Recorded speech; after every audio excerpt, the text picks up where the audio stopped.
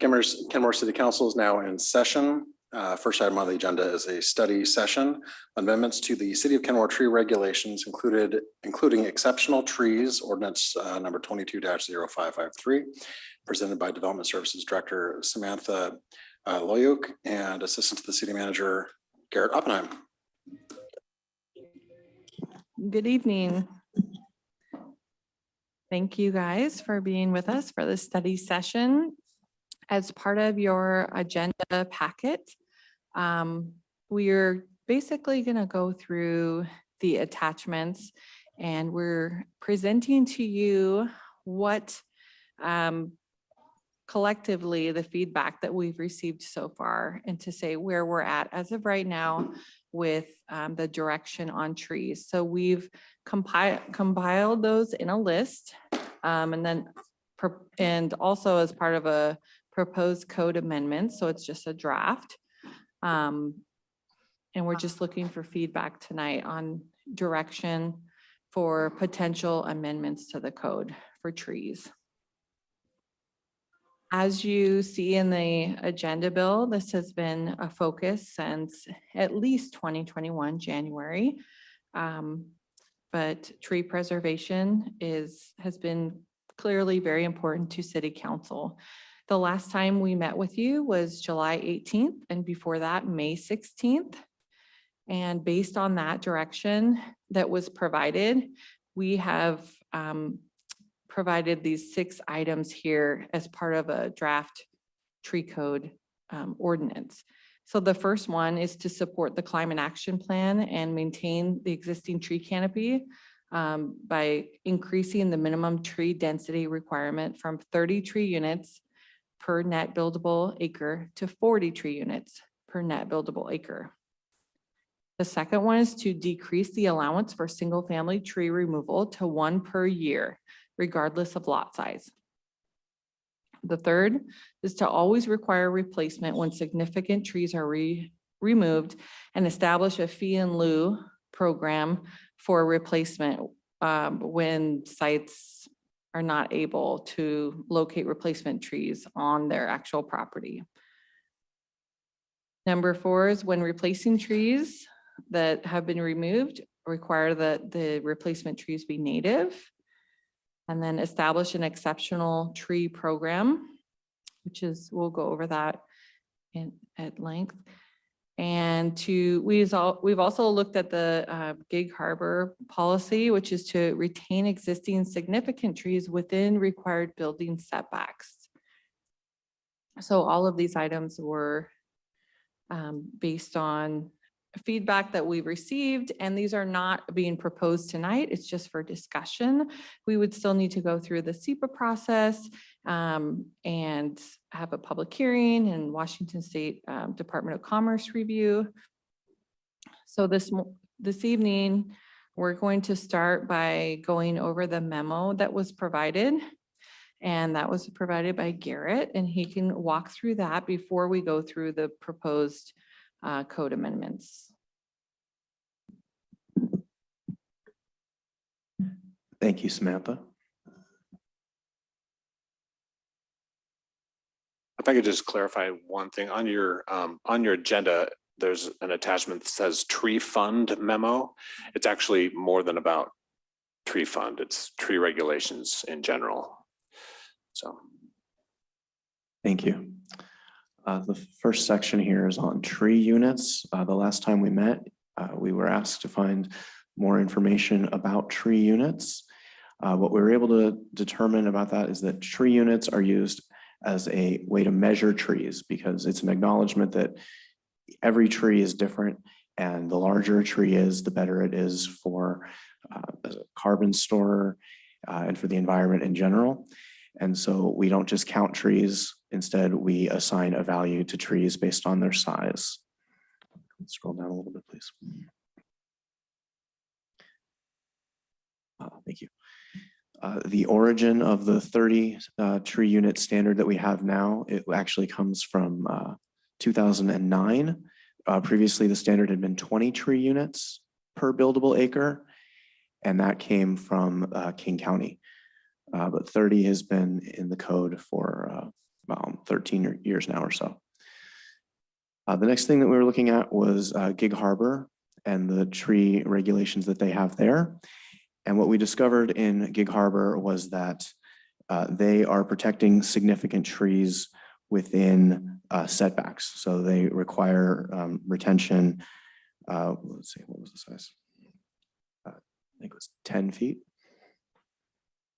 And if I could Yeah, just 10 feet. interject something here. So you did not direct us to come back with this idea. Over the last few months, we are bringing it forward for you to consider and think about. And what kind of got us to that point was under current code, you can just clear cut a lot, period, if you plant back replacement trees. And even if you plant back replacement trees, it's still a pretty shocking thing to see a lot just cleared. So I remembered my last city I worked for, and I said, no, I thought to myself, we adopted something like that. It was 15 years ago, but we adopted something like that. And sure enough, Garrett did his research and found that Gig Harbor says, no, if you've got trees that aren't going to be built on, in the perimeter area, then keep them. So we're recommending that you take a look at that.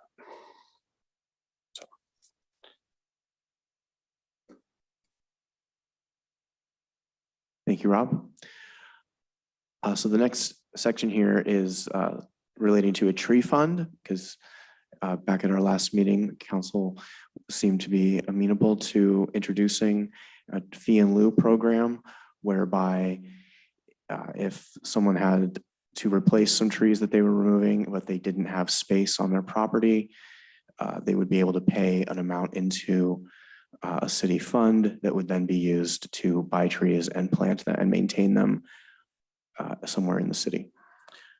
So we actually in here have a draft of a ordinance for a tree fund. We scroll down, it's in red, there we go. So it would allow for a fee to be charged that would be enough to purchase a tree and then to install it and maintain it for 5 years, and is also to administer the fund. The city council would determine that fee each year in the fee schedule. The amount of the fee that people would pay would be based on that fee times the number of replacement tree units that they were required to plant, minus any existing trees and replacement trees on the site. I think that's everything from the memo. Okay, so as part of the study session, we have the draft potential draft code amendments. And I'm not sure how you wanted to go through them. You've had a chance to review them. I can go through them section by section if you prefer, or if you would like to, if you've already reviewed them and want to ask your questions and go through them that way, we can do that. Why don't we go through each one separately? Okay. Okay, so the way that it's laid out, let's see, in the code is we started it just going numerically. So it's starting with 1525 and it's going through the code as trees are mentioned. So that's why this is the order for them. And so I'm going to back up a little bit. So I'm sorry for the scrolling, but I'm just trying to get through. So 1525 is where we talk about your limits for tree removal. We added the term exceptional tree. And so that changed some of the highlighted. We also added native tree as a defined term.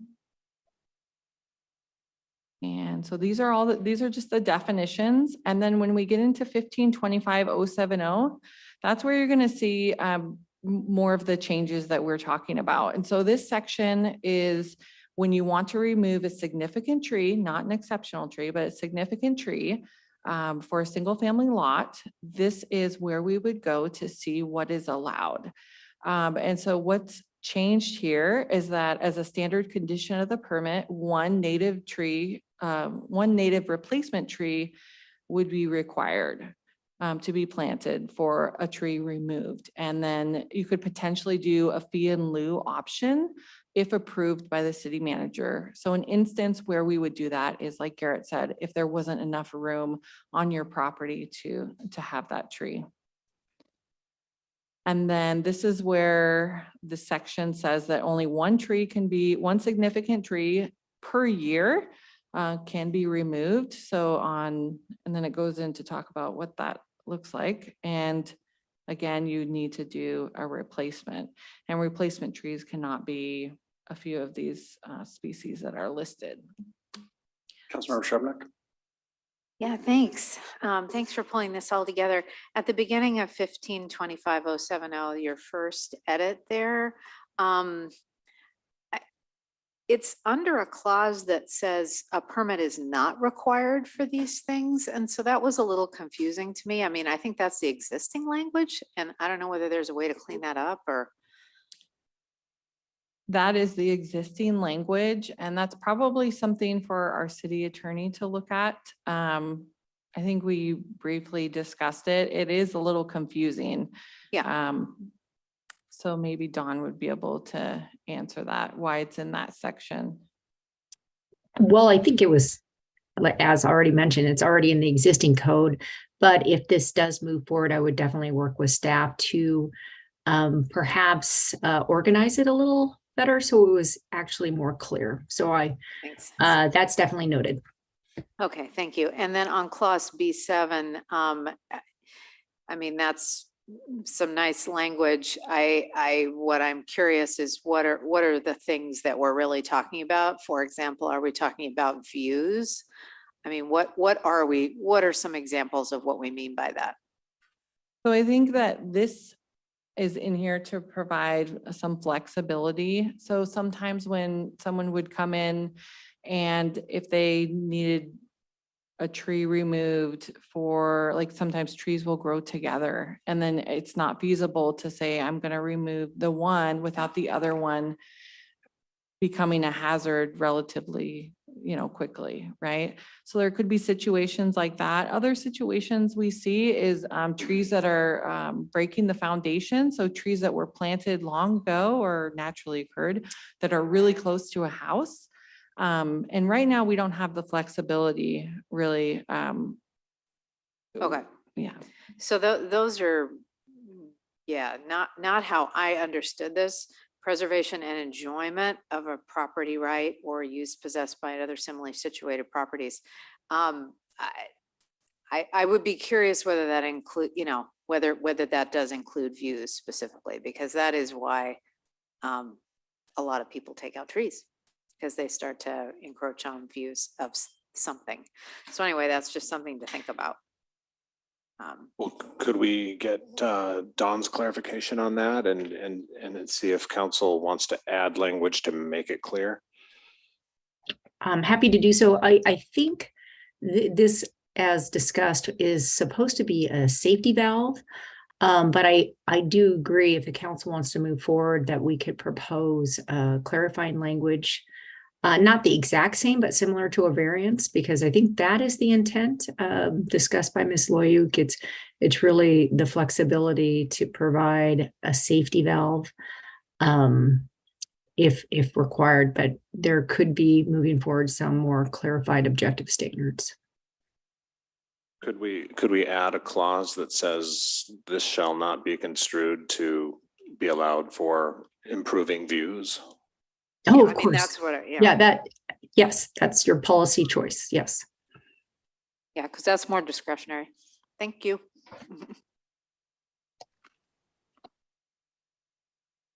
Well, is that a direction the council would like to go? Well, I mean, I think that's a policy question. Yeah. So, Councilor Marshall. Yeah, I think that's definitely important. There may be others too that maybe the city attorney could anticipate or craft it so that it might it might contemplate and cover those situations.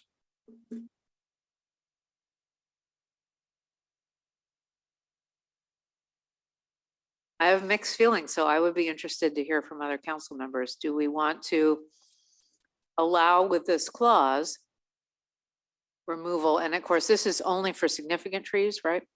The Correct. second, yeah, significant trees for the reason of view preservation.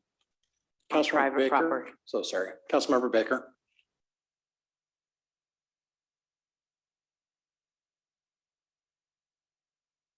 Councilmember Baker, your hand's up.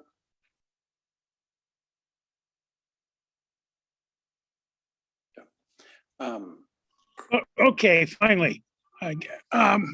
Sometimes it takes a little while to adjust these controls. Yeah, I think we really need to be mindful of some circumstances that would necessitate use of this. We have businesses in the community and we have to allow for those to a certain extent. And not just whack down trees because of a view. There are many other reasons to allow a significant tree to be taken down, but I agree that it certainly must be replaced.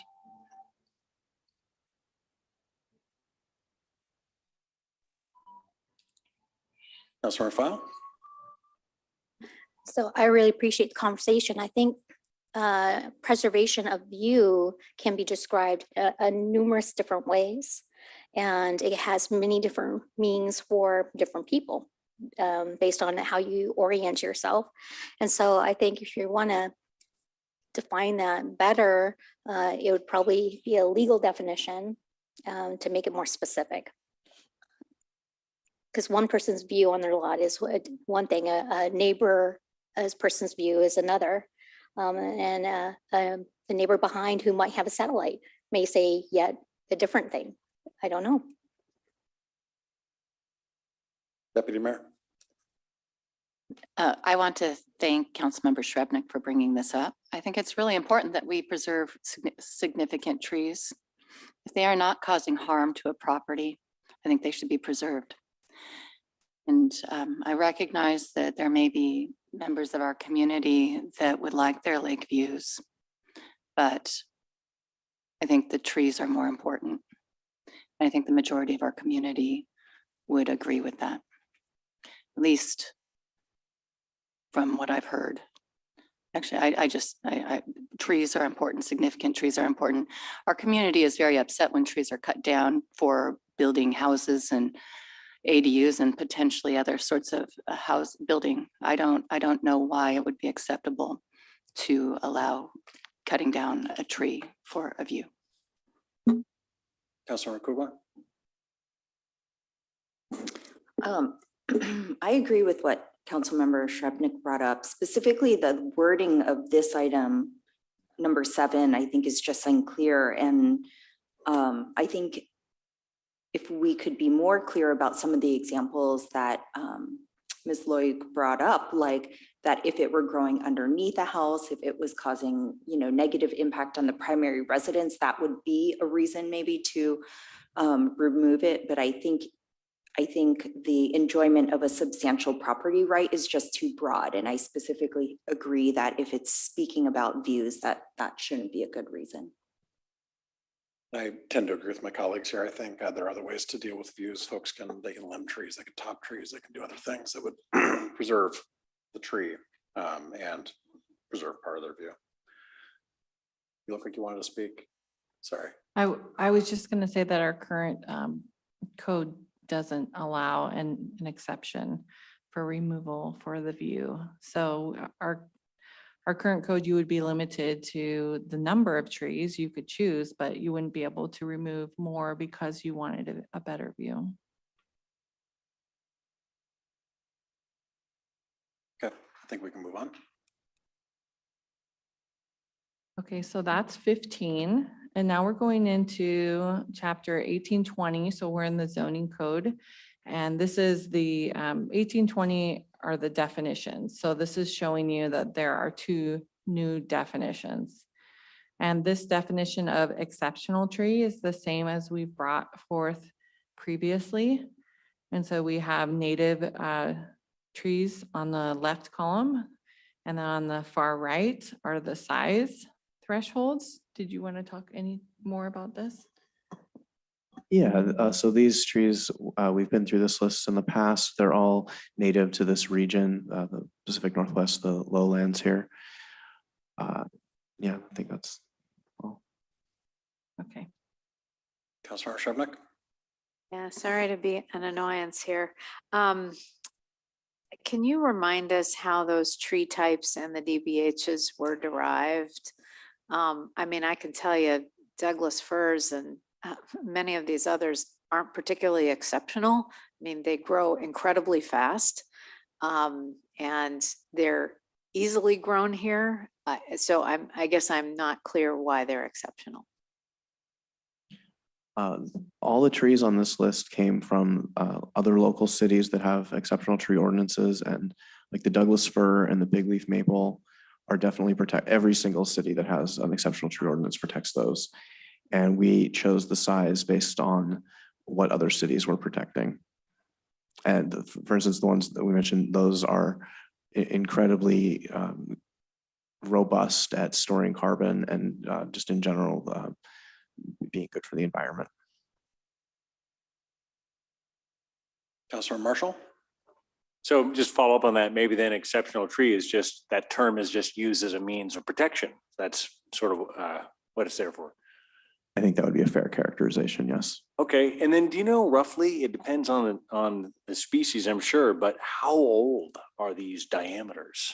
Or do we have a ballpark of how old they are? There gotta be more than a couple years, like for each, right? Do you think? Yeah, it depends on the species, but it's definitely more than a couple years. Yeah, Yeah. that's what I thought. It's we're protecting things or the trees after we're not protecting younger trees. Right. These are mature trees. Yeah. Okay, thank you. So for example, take a 30-inch diameter Doug fir. You're our only arborist in the room, Samantha. How many years roughly do you think it takes for a Doug fir to get to 30 inches at DBH? Oh, gosh. You're putting me on the spot. Yeah, I'm not sure for a Doug fir at least Probably minimum. years, What? like at least 20 years. Yeah. Yeah. Deputy Mayor?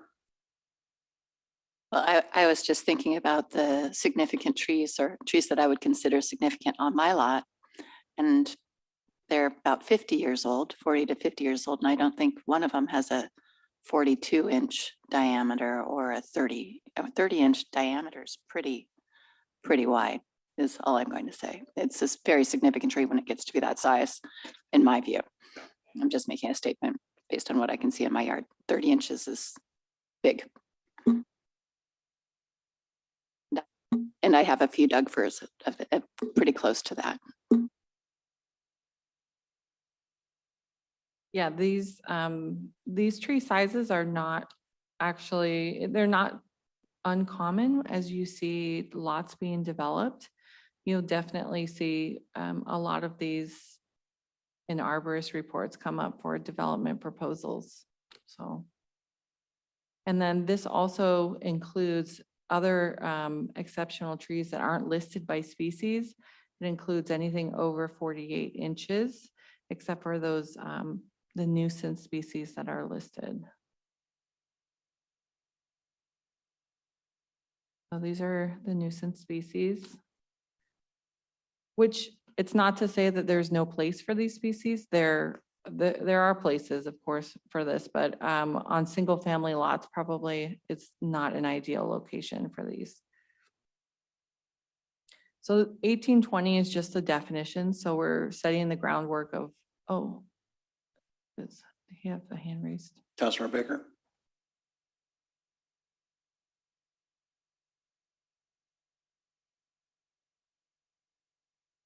You're on mute.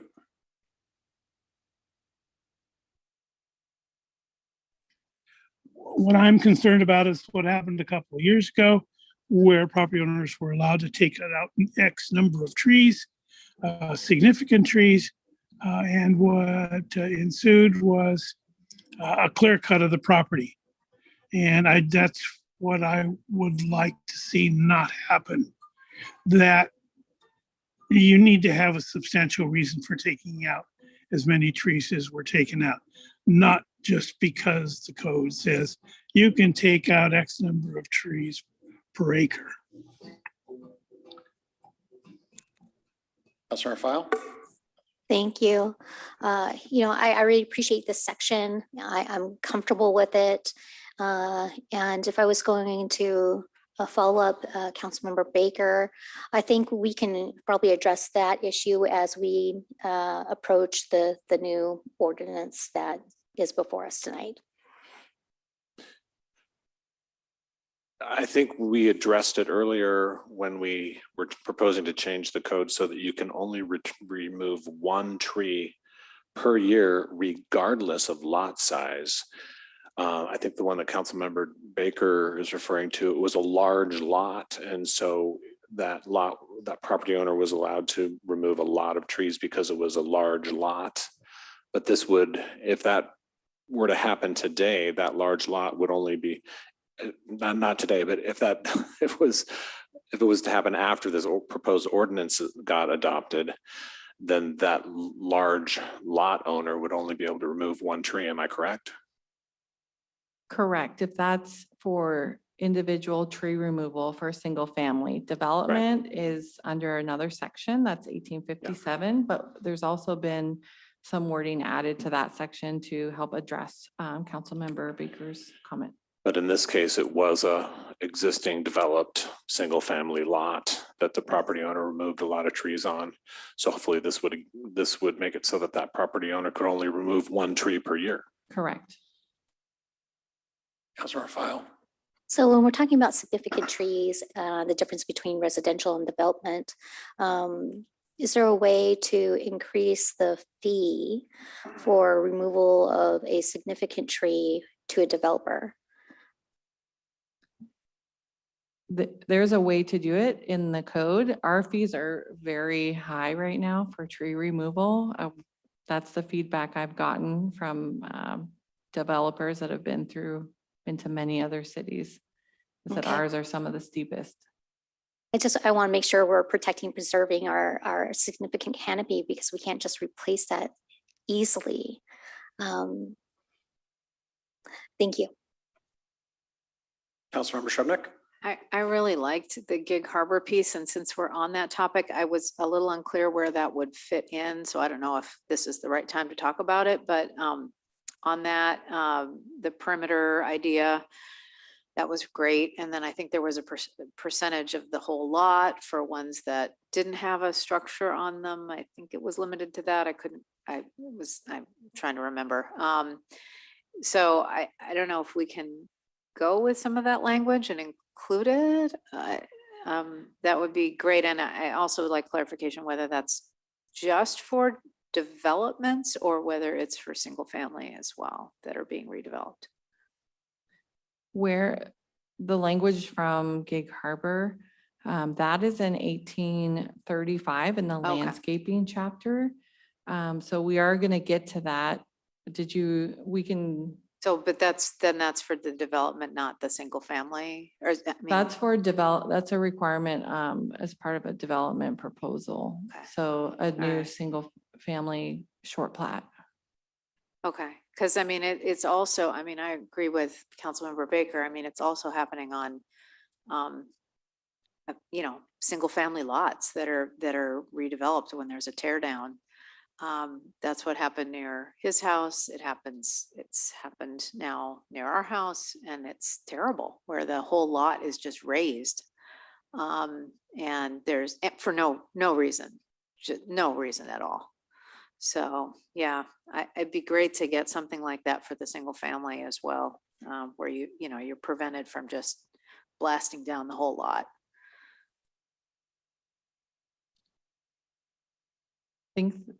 Councilor Marshall. Yep. I think cottonwoods serve an important ecological function and should be significant, but could you tell me again the rationale for not having them in the significant portion? Sure. Yeah, so cottonwoods are on this non-exceptional, just because in a residential environment, they're probably not in an area that you would want to have your kids playing outside. They're great in wetlands and wetland buffers, and they are incorporated as part of mitigation plans for wetlands and streams. But this is just specifically looking at a single family subdivision, for example, that living area of lawn. Why wouldn't you want that for residential then? Go a little bit more into that. Oh, so the black cottonwoods, kind of, how do you say, they prune themselves, right? So they lose large members. Yeah, really large. And so that is just part of how they grow, and that they lose them, and that can be a dangerous situation for residential environment. Can I tell a little story? The mayor just nodded his head, so that I'll take that as a yes. So I was down at the beach at St. Edward State Park a few years ago, and my son was laying on a beach towel, and he got up to go over to his mom for 1 second, and as soon as he got up and left the beach towel, a big branch from a cottonwood fell right on his beach towel. And so that was kind of scary. And I have big giant black cottonwoods in my backyard, and several times a year we'll just hear this crash, and this big branch will just come tumbling down. And yeah, so I have personal experience with the self-pruning concept. But the other thing is the alders and the black cottonwoods, when property gets cleared, they tend to be the ones that come back first and then crowd out other things. And you know, I think the preference is to get better looking trees, not just less dangerous, but the evergreens are nicer looking, in my opinion. That's just my own personal opinion. But yeah, if you can give the evergreens a chance before the cottonwoods and the alders crowd them out, I think that's another reason for it.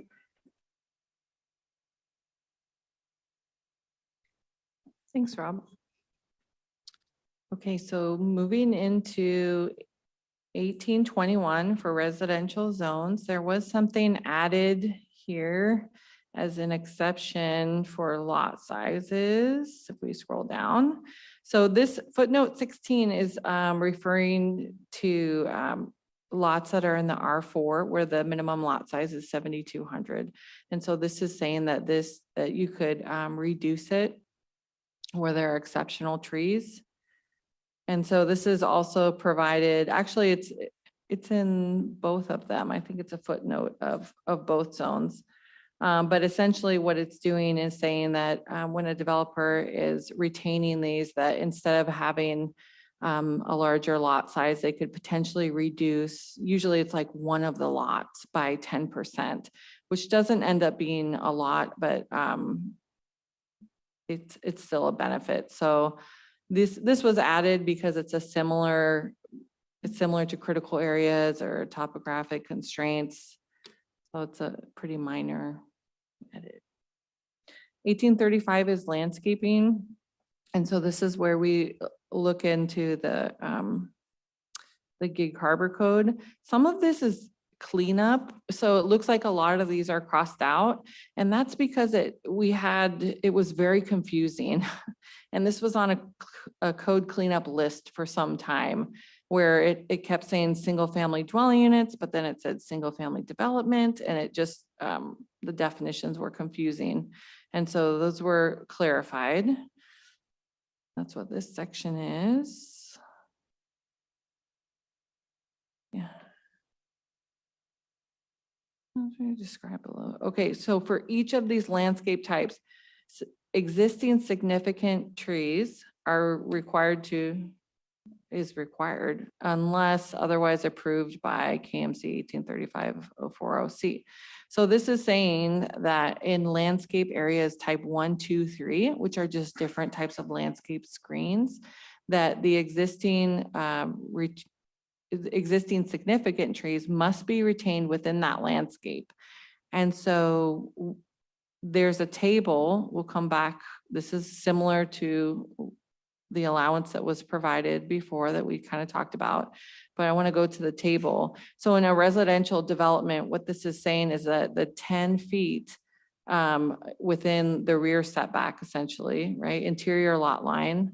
10 feet of that needs to be landscaped with type 2 landscaping, right? Which is a pretty typical landscaping you'll see as a part of a new development.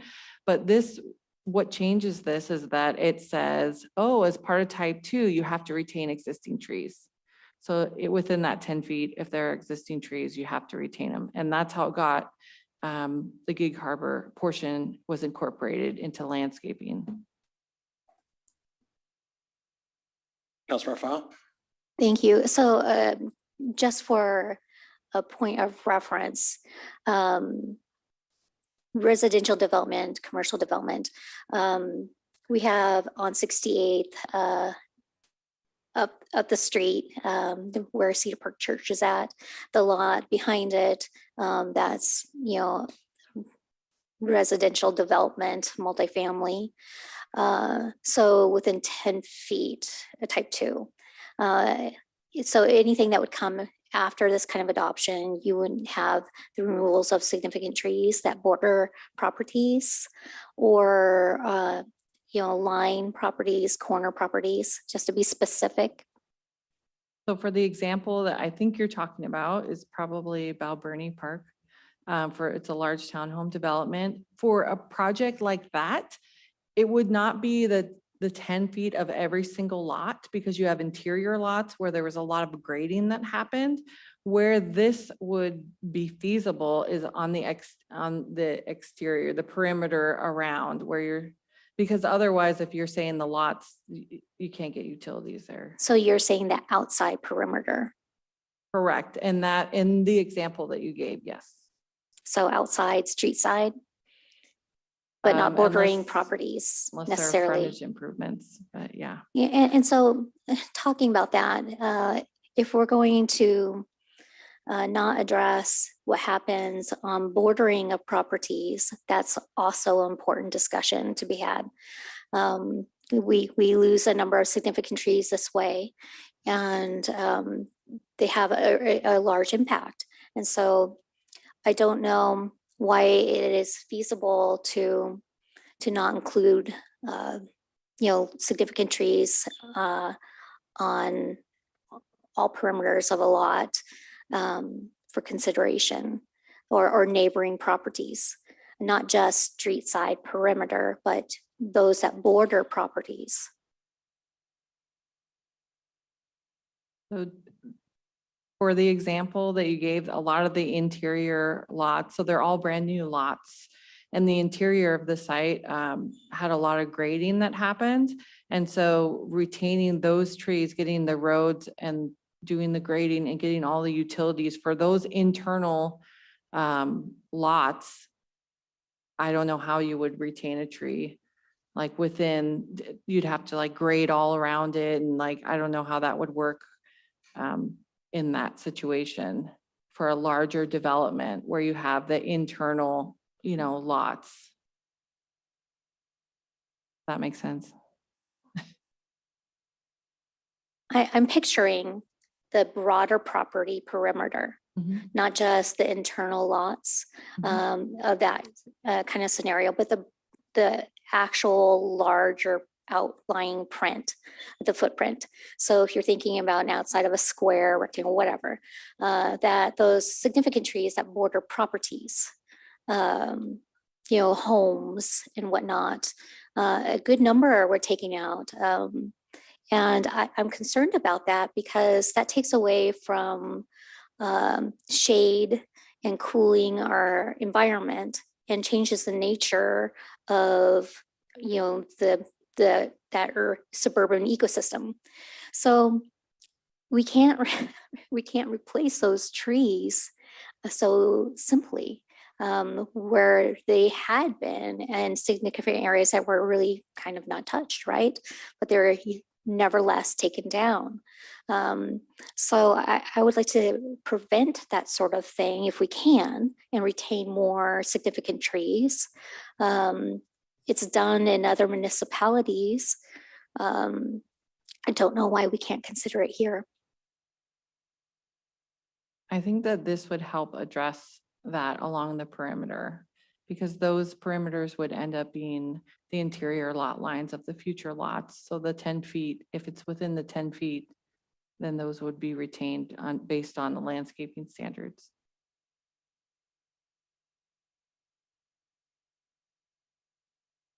Okay, we will continue on. This was just a code cleanup item. So that's most everything in the landscaping chapter. That's except for some cleanup on here. And then if, as we're getting into, I think the next big thing is 1857, which talks about protections for exceptional trees, and then just some other changes, a few tweaks to the existing code. So We've got a question from Councilmember Shrubnik. Yeah, I Sorry. think it was a little further back, 1835, 110. There was a paragraph cut about the timing of planting. And I know that was something that we were trying to strengthen, so maybe it's now somewhere else. I don't want to neglect that. We were trying to actually make sure that planting happened even sooner. I think that was one of the, that as we talked about in a previous session. right, so in a previous session, we talked about, we changed the time that a permit is valid for from Right. 2 years to 1 year so that the replanting happens sooner. In this section, this is talking about landscaping, and actually a project is, it's saying it shall be installed no more than 3 months after issuance of a certificate of occupancy. That actually doesn't apply because they have to do the landscaping first. They won't get Oh. certificate of occupancy. So that didn't really make Okay. sense, and it was more Okay, of a cleanup. sorry, I was confused on that. I think in general, this is, you know, I think we're all fairly good at reading code, but I mean, it's fairly technical and there's a lot of nuance back and forth, and you're hearing several of us, I think, try to express a similar sentiment, which is retention versus replacement. And so, you know, whether it's the gig harbor model or some other model, particularly around the perimeter, and whether that's, you know, both on the residential, the single family or small redevelopment, you know, single family tear downs versus development. I really do want to see if we can get that in there. There's one place in 1857 that is strengthened, to your point. So I want to go to that actually. So a moment. Okay, so for the tree density requirement, we increased it from 30 to 40, but here's some important language on here. So speaking of retention, sites capable of exceeding the minimum tree density requirement by retaining existing trees shall do so unless doing so would prevent use of the subject property otherwise allowed by law. So there are some, this is an instance that someone had mentioned about removing more than they needed to. And this is saying, no, even though you've met your tree density, you're still required to retain these trees if possible. And the if possible is that has to be justified in arborist report and reviewed. And then here's a second part to that. So replacement trees are considered only after exhausting all options for retention of existing trees. Right now, we don't have that. We strongly encourage and we prioritize, and the code says that.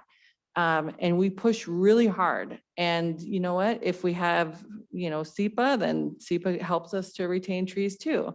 But right now, our code doesn't say you have to retain those existing trees if possible, instead of doing replacement. So that's a really important part.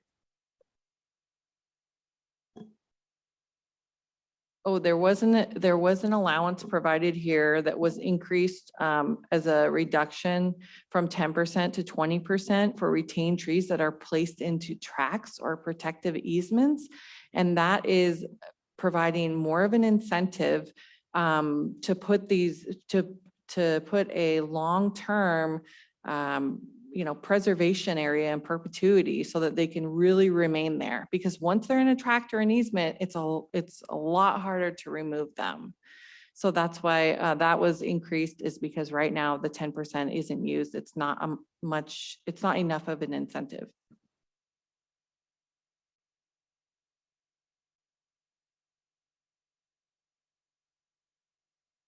This is very similar. It's just reinforcing that when there are existing viable trees, to meet the density, you don't use replacement trees.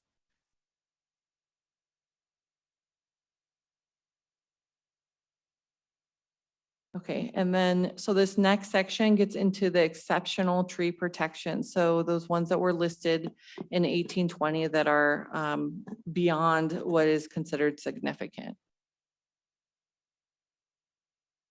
Okay, so we have that list that Samantha just referred to from earlier.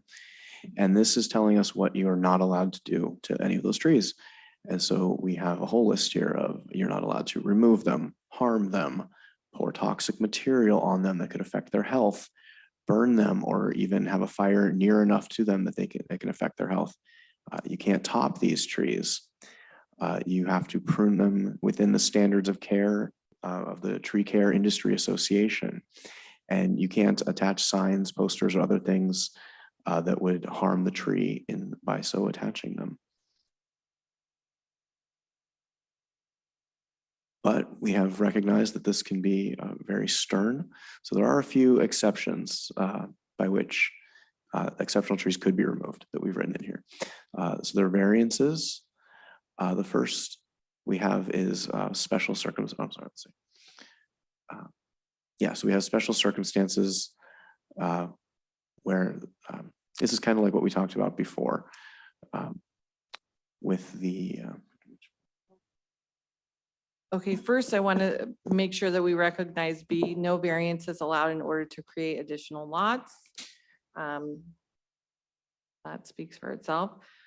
Special circumstances is necessary for rights for use. So for private development proposals, if there is a way that to access the property and there's only one way to get to it, to build a road, that might be a reason, and it would not be the first choice, right? This is not like, oh, we need to get that tree out of here, we're going to build the road right there.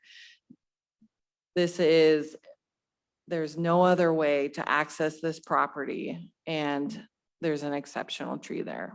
Councilmember Shrubnik. Yeah, so number one is the same language that was used earlier. So when we edit the first one to be clear about what it is, we would want to do the same with this.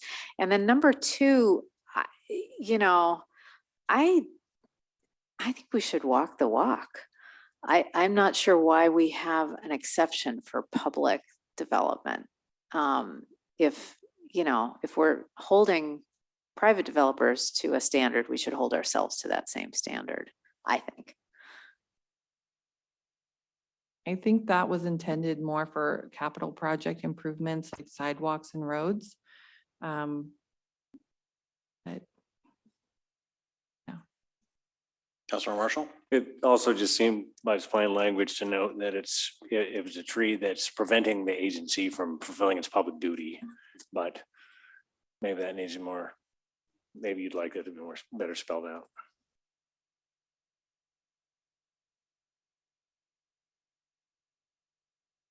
Councilmember Kugler. I actually have a comment about the prohibited activities. Are those entirely new? Those were all added, right, in yellow? yes, everything here is new. Okay. I'd just like to talk about maybe with council about number 7 under A, prohibited activities. I know, a lot of families might use exceptional trees for like tree houses for their kids, or, I understand we don't want to damage the trees or harm them in any significant way, but I'm just wondering, signs, posters, notices, like, are those harming them in a significant way, do you think? And if so, I do also, similar to what Councilmember Shrubnik said, I think if we're going to say an exception for the city for like signs and banners, that should be for anyone, like either we can all do it or we all don't do it.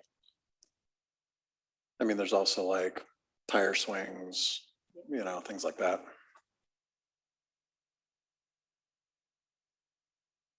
The one thing I would say about the city is I was trying to be specific with the language that it does say that the city may only tie temporary signs or banners, whereas all of the others are saying they can't be attached by any means.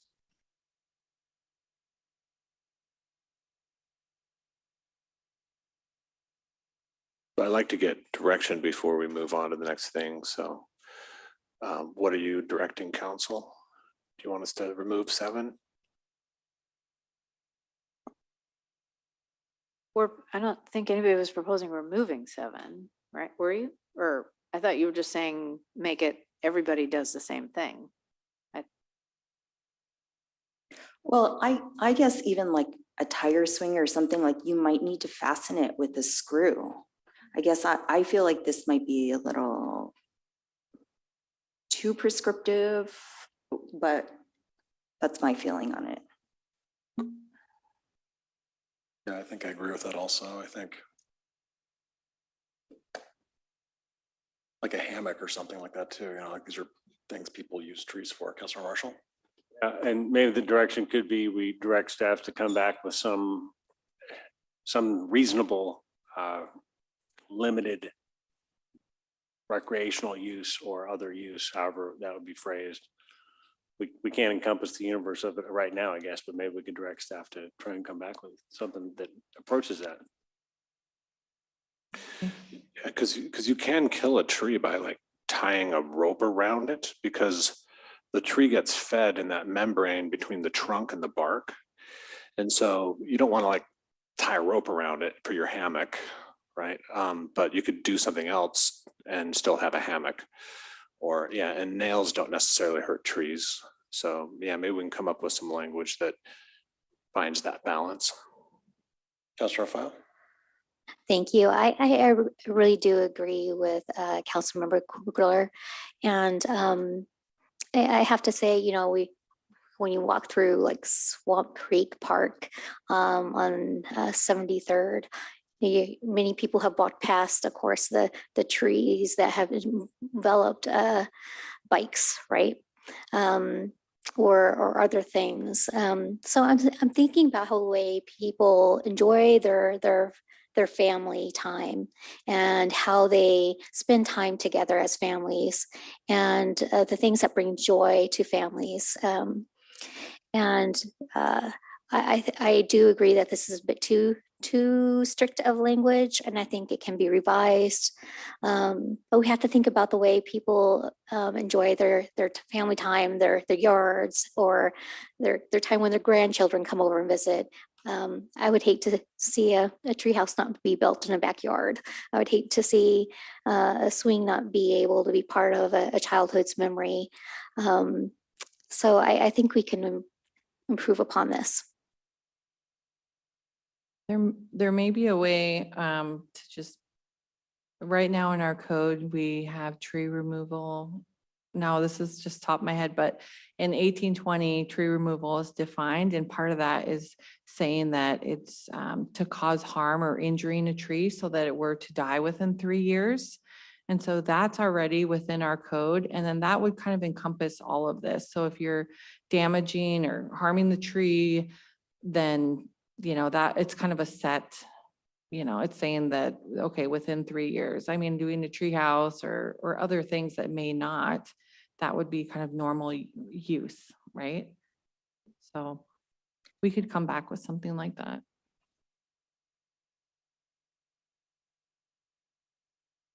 Okay, so this is going into the variance. I'm not sure we got the direction on the public agency development proposals. I know we want to walk the walk. I just don't want to, change any like plans that are in place for, something that's necessary to serve a public need. So is there any direction on this? There could certainly be maybe some rewording with the help of the city attorney. Mayor? Yeah, I think rewording, I think it is important that we're able to do the work such as sidewalk work, which is something that was mentioned, that would be covered in this. Is that, if I recall correctly? So there are times we're talking about things that the city does in the interest of the public good, not necessarily the building of a building. So that's how I interpret what you were saying this is for. And so if we can have more clarity to that effect, I think that would be good. Councilor Sherman? Yeah, so I wasn't thinking of the example that you mentioned. I was thinking, for example, our new public works. We've got a, big piece of property there, right? And so we'd want to, try to, walk the walk in terms of all of our regulations as we develop that site. And I guess I was thinking of bigger sites like that. So yeah, so maybe there's a way to describe what we mean.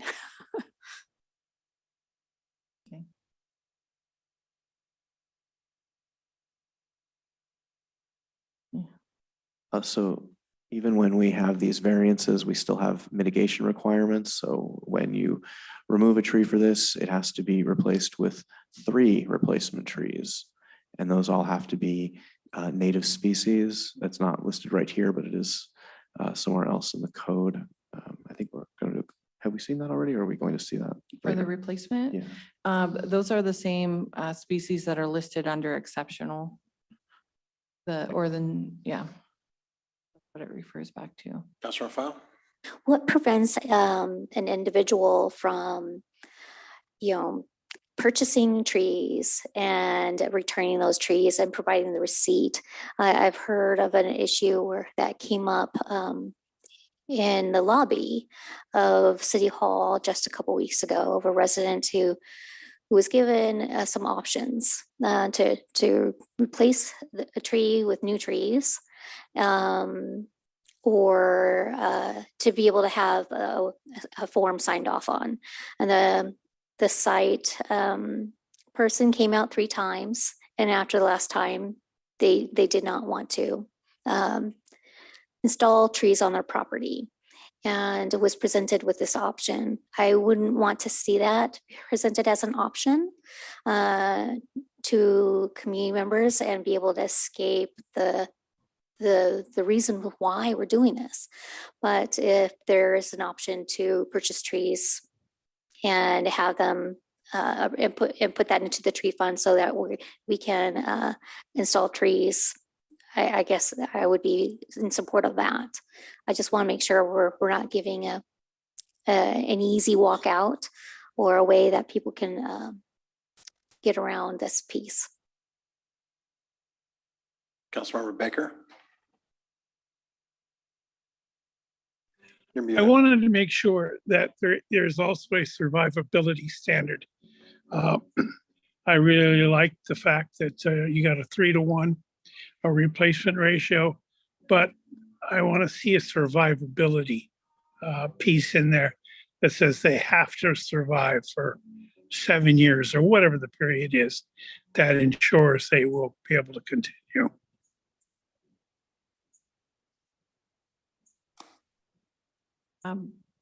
To respond to Mayor Baker's comment, there's a way to do that by having, right now we have a bond and agreement process where a developer for replacement trees or retained trees would put up a financial guarantee tied to an agreement where it would be maintained for 3 years.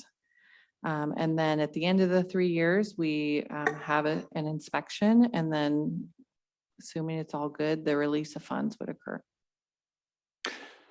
Would that also That's address, fine. would that also address council member Files' concern?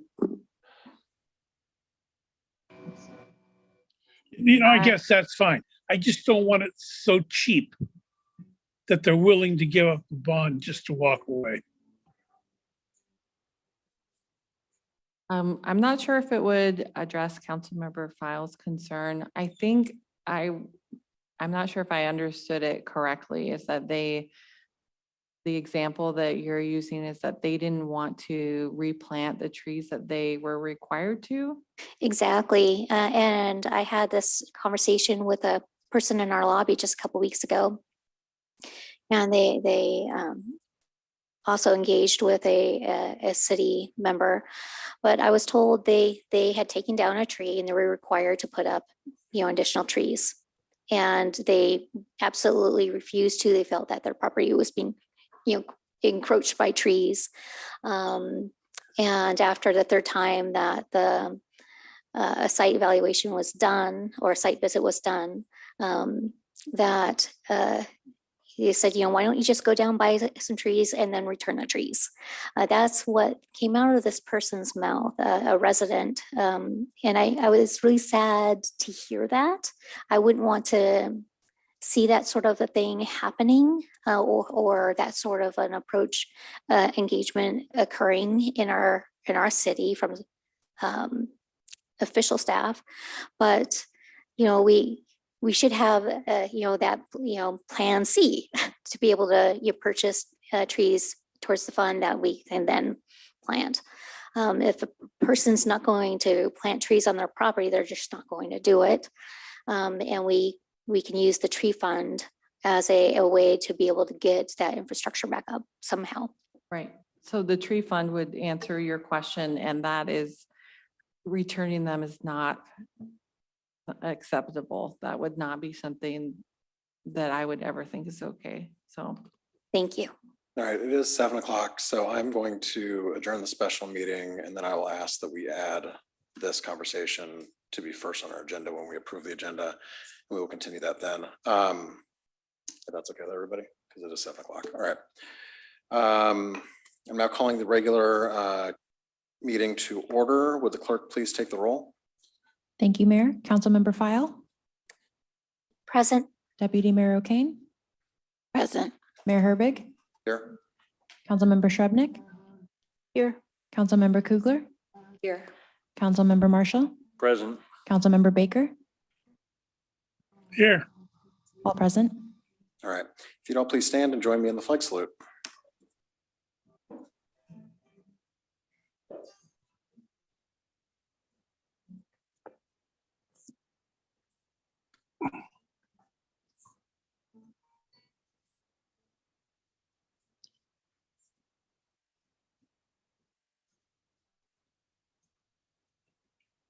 All right, next on the agenda is agenda approval. The chair would entertain a motion to add amendments to the City of Kenmore tree regulations, including exceptional trees, to the agenda to be the next item. So moved. Seconded. Councilmember File. All right, we have a motion, second, any discussion. All those in favor of the amendment, say aye. Aye. Aye. Opposed? All right, and then unless there's any objection, the agenda will stand as amended. Hearing no objection, the agenda is amended and we'll continue the presentation. Thank you. Thank you. So where we stopped was exceptional trees. We're still in the requirements for those. One of them is having a notice on title. And so that's similar to critical area. So you would be required to, let's say you had mitigation in order to make sure that those aren't removed. I mentioned you could have a financial guarantee like a bond, or you can also do a notice on title saying that those are exceptional, or that you have trees, replacement trees that need to be retained as a requirement. And then that just stays with the property. Councilmember Shrubnik. Yeah, a couple things on this. On B1G, it refers to offsite rather than the fee in lieu. Oh, no, I think yeah, Sorry. there you go. G sub 2, if on-site replacement is not feasible off-site, and I think elsewhere, don't we talk about the in lieu thing instead of the off-site? No, I just wasn't sure why we talked about off-site there. That was one, and then the notice, that seemed, I don't know, maybe over the top. How realistic is that for trees to put that? I don't know. I was just kind of imagining what that would be like for, I guess I'm thinking of a, single owner of a single house as opposed to maybe a developer. But I mean, this is applying to not just developers, right? Correct. Yeah, so I guess I'd like you to speak to both of those issues.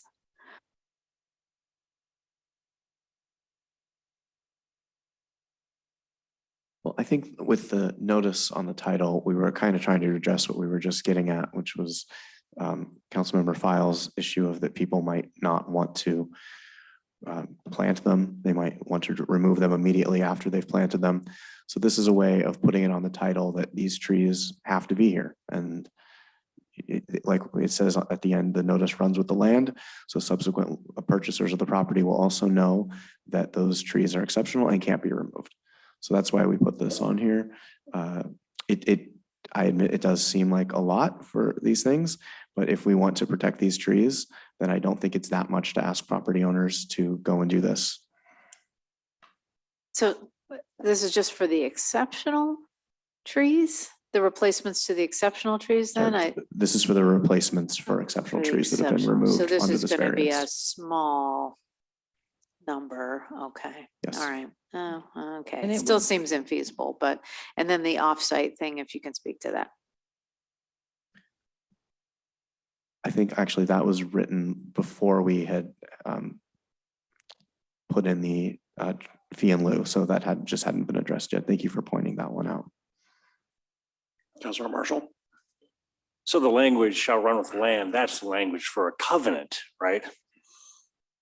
And our city attorney could contribute to that. But I mean, when I see run with the land, I see the equivalent of a covenant. So it'd be like any other, or hopefully the functionality of any other covenant you might have on any other single family parcel or parcel. That's how I understand it. I don't know if Don wanted to say anything. I'm here, Mr. Mayor. Yes. Yeah, I agree. It would be a type of covenant potentially, but we could definitely work on making it clearer as to what types of notice. And generally, when there's a notice required of a developer, it's subject to approval by staff. So we can put that language in, because typically staff will work with a developer to provide the proper notice that needs to be on title.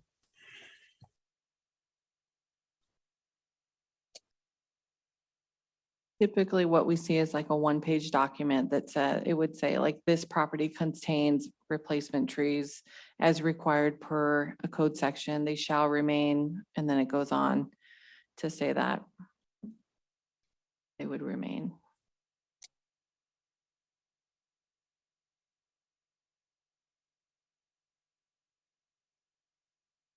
So the next variance would be for hazardous trees. Hazardous is defined elsewhere in the code, but it's basically trees that are sick or have some kind of defect that makes them very likely to fail. So, And that's a high or extreme risk. So it's a tree risk assessment that's provided, and that's a 2-page document that lists all the characteristics of a tree, and it has to be performed by a certified arborist who also has a qualification in tree risk assessment. And so it lists everything about that tree, and it identifies a target, so like an occupied place, like a house, and would rate it from low to extreme. And so this is just saying that we consider hazardous trees to be high or extreme risk. and a permit is required, so the property owner has to provide that and then get a permit before they can just remove a tree that they say is hazardous. And these also have to be replaced by one replacement tree. And it has to be from the same list of the trees that are exceptional.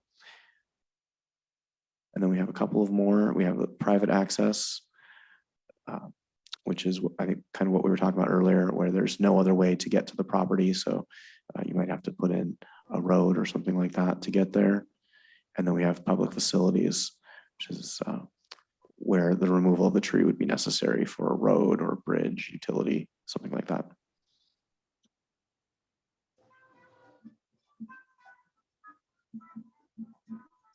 Councilmember Baker. Yeah, is there a way to ensure this is not being abused in that somebody wants a tree gone, they find an arborist that comes out and says, yes, that tree should not be there for medical reasons, for any number of reasons. How do we keep that from being abused? How do we ensure that in fact that tree is or should be removed? Well, in the case for exceptional trees, the way to do that would be to have a city arborist go out and do a site inspection. Right. That would be the property owner's arborist or the city's arborist? So it would be, the property owner would obtain a tree risk assessment prepared by their arborist. It would be reviewed by the city as part of the permit review. And then if there were a question as to if the report were valid, then a site visit could occur before we issue a permit.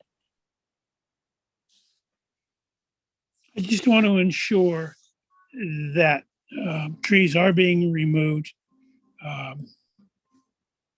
when something is being used because of a disease or something that the tree has to come down. I want to make sure that's the fact. And it's not somebody playing the system. I just really do not want that to happen, what has happened.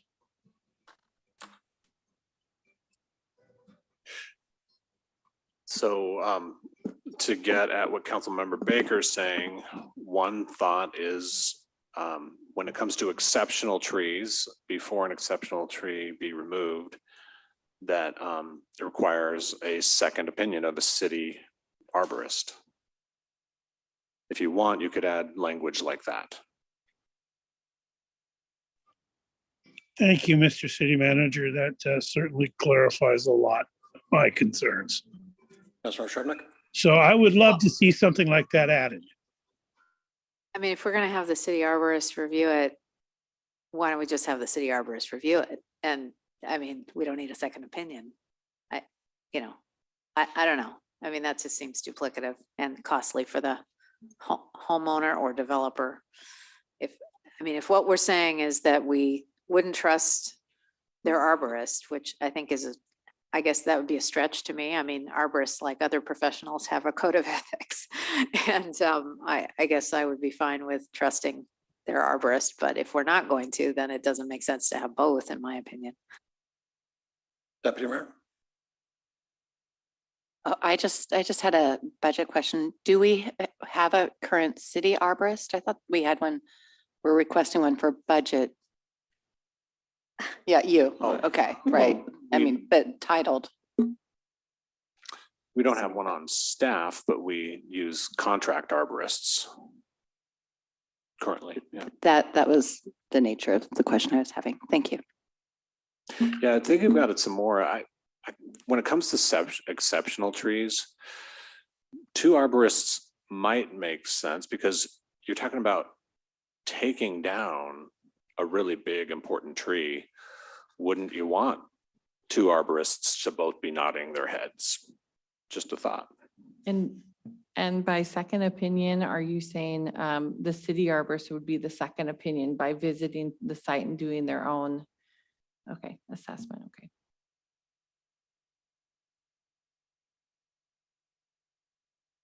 What do you foresee as the potential number of trees, exceptional trees that would be requested in a year? What would be our average say in the past 5 years and something? I don't know how to answer that because on our current permit applications for trees, it's just whether or not they're significant. It doesn't say, we don't collect the information on the size. Councilor File? Thank you, Ms. Lukasha. Pardon me. No, let me just start over. You already addressed the point where if the property owner is getting a arborist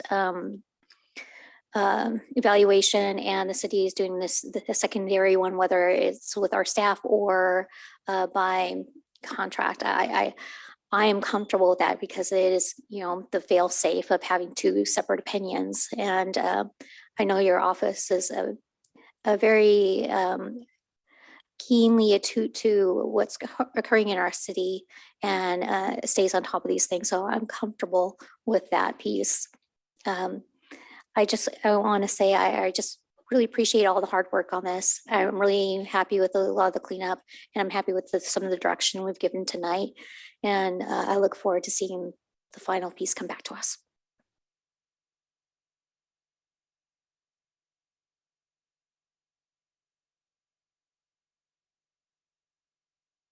So just to tie a bow around that last piece, I think we are going to come back with the second opinion on significant trees being taken down. Okay, or exceptional. Exceptional. Thank you, exceptional.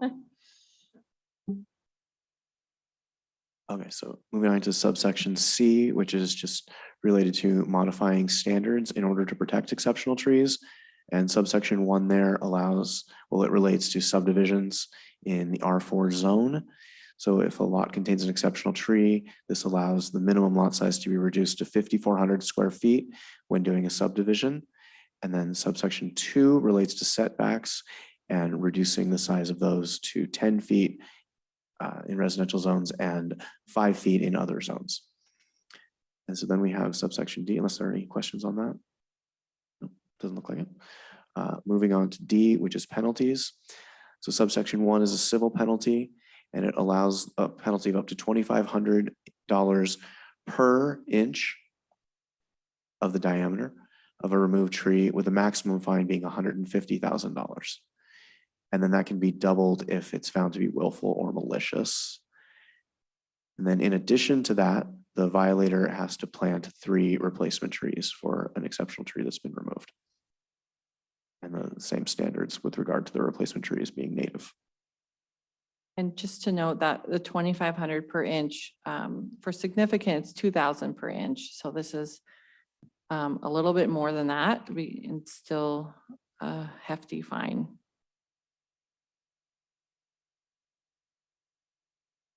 So we're continuing on through 1857.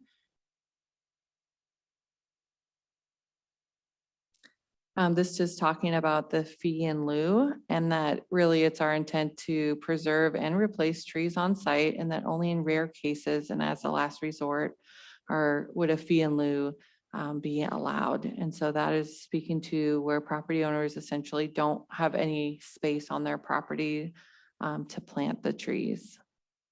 And I think that Garrett, you may have already mentioned that it's to cover the cost of planting the tree. So this is similar to what Garrett had already said. Yeah, this is what we were talking about with regard to the memo earlier. So it's the cost of purchasing one 8 to 10 foot tall native coniferous tree, installing that tree, maintaining it for 5 years, and administering the fund. And those fees would be determined by City Council as part of the fee schedule. The amount of the fee would be the base fee times the number of replacement tree units needed to satisfy all replacement requirements, less existing and replacement trees. It would be paid to the city prior to final site plan approval, final plat approval, or the issuance of a tree removal permit, whichever comes first. And a separate account would be established by the city to hold the collected fees. The fees would be earmarked specifically for this account, and the funds withdrawn would be expended only for tree preservation activities. And I thought we had a bit about it had to be spent within a certain period of time to apply under state law. Mr. Mayor? Yes, I'm done. Oh, thank you. Yeah, just echoing that sentiment. So subsection D should have language that identifies that the city must spend the tree funds within 5 years from collection as required by state law, and that's specifically RCW 8202.020. So that will be included. Thank you.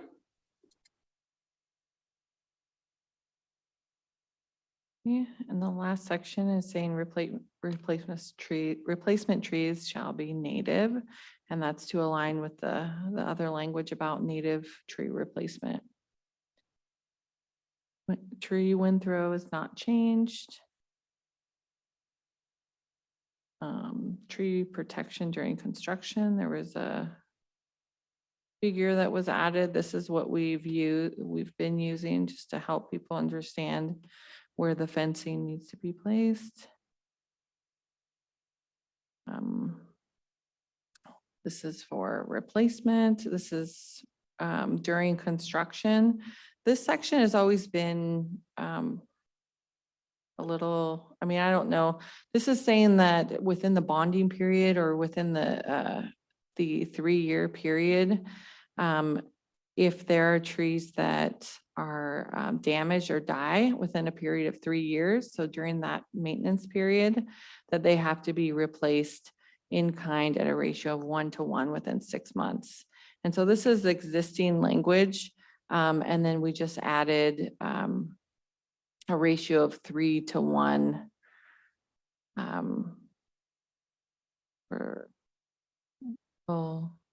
yeah, we changed it to also a 3-to-1. Why is it changed? Sorry. Yeah, we'll have to change this language just to make sure that, I think the intent was to increase the ratio to 3-to-1. So maybe this other section should have been 3-to-1. Is that right, Garrett? Okay, we'll come back to that. The intention was to be 3-to-1. There's just, this is 1857-100. This is during the maintenance period when they have a financial guarantee. This is all about the financial guarantee. Instead of 3 years and 60 days, it's just 3 years. The 60 days is really hard to track administratively, just in our computer. Let's see. Keep going. And then the last section that is in 19, which talks about the exceptional tree variance being a type 1 decision. So we had to update the procedural sections to match. That's it. Any further questions? Councilmember Kugler? I have a question on that last section. I think I got a little bit confused. In some places, we say that the trees need to remain viable for a minimum of 5 years after planting, and that one said 3 years. Is it 3 years for some cases, but 5 years for others? Oh, the 3 years is specifically talking about the period that they have a financial guarantee, so like a bond. And so that's what the 3 years is for. Okay. Thank you. Any further questions? Mr. City Manager? Ms. Loyuk, can you tell the council what the next steps are, like going to Commerce and SEPA and things like that? Yeah, those are the next steps. So it would be doing SEPA and Commerce, and then bringing it back for a public hearing and then a vote by council. So probably first quarter of 2023? Yeah, we'll need the time for SEPA and Commerce. So yeah, first quarter. Councilmember Shrubnik? So are we gonna see it before it goes to those next steps? I mean, and I wasn't sure where we landed on the Gig Harbor piece because that isn't integrated yet. So yeah. For the Gig Harbor piece, it was my understanding that the 10 feet perimeter was supported. That's what I got out of it. Got that sense. Usually we don't bring it back one more time. We usually just go straight to SEPA and Department of Commerce based on the direction we got tonight. And then you can always make tweaks later. It doesn't have to be set in stone after SEPA and Commerce. So I guess for the direction tonight is we went through all the sections and that's helpful. And I see Garrett has taken wonderful notes. Is that our next step would be to move forward with the draft ordinance with all the elements that we talked about today. So if there are elements that should not be included, like a tree fund or something like that, we would need to know that now so that we could revise the ordinance that would come forward. I think you got in direction. So Sounds good. Okay, All right. thank you. thank you so much. Next on the agenda, we have two presentations. The first one, Governor's Smart Communities Award for the Rhododendron Boathouse. presented by Parks Project Manager Rob Sayre-McCord and Washington State Department of Commerce Growth Management Services Deputy Managing Director Valerie Smith.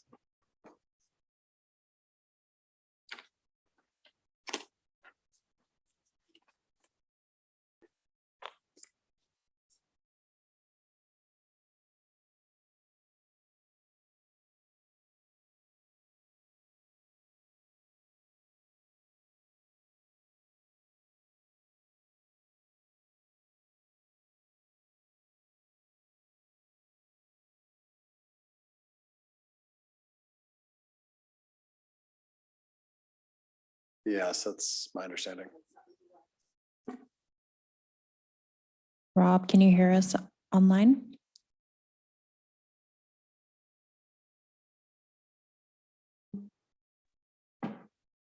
Yes, I can.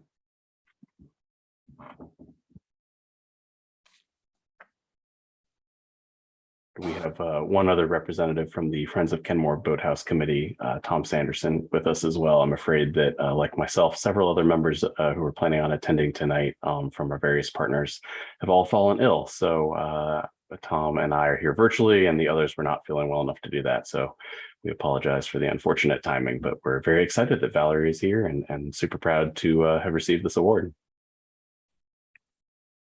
Thank you so much. Thanks for giving me a chance to get my computer set up here. Again, yes, I'm Valerie Smith. I am from the Department of Commerce and Growth Management Services. And since 2006, we've done the annual Governor Smart Community Awards.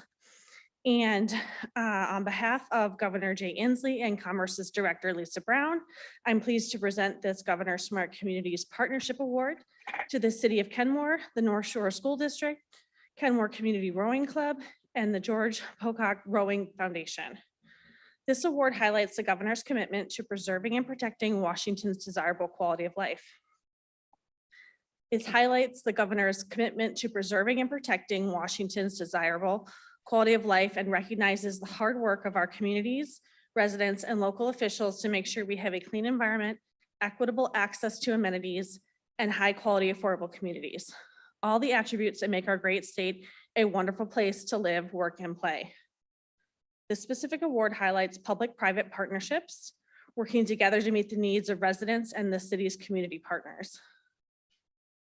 When a region comes together to establish and carry out its vision for the future, it can achieve community improvements like access to recreational opportunities while minimizing adverse impacts on the environment, improving public health and educational opportunities that benefit all of its residents.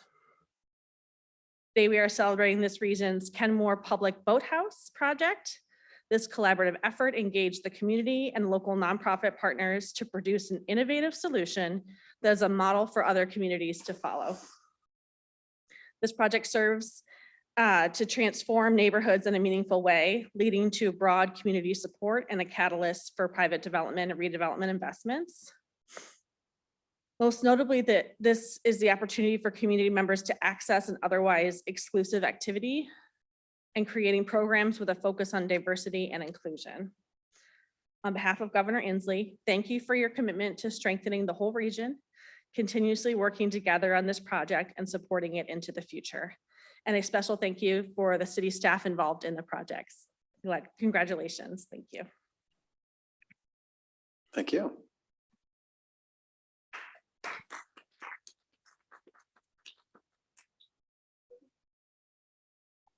Of course.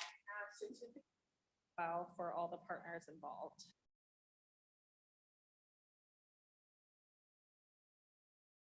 What is in the council? Join me over by the flags for a photo.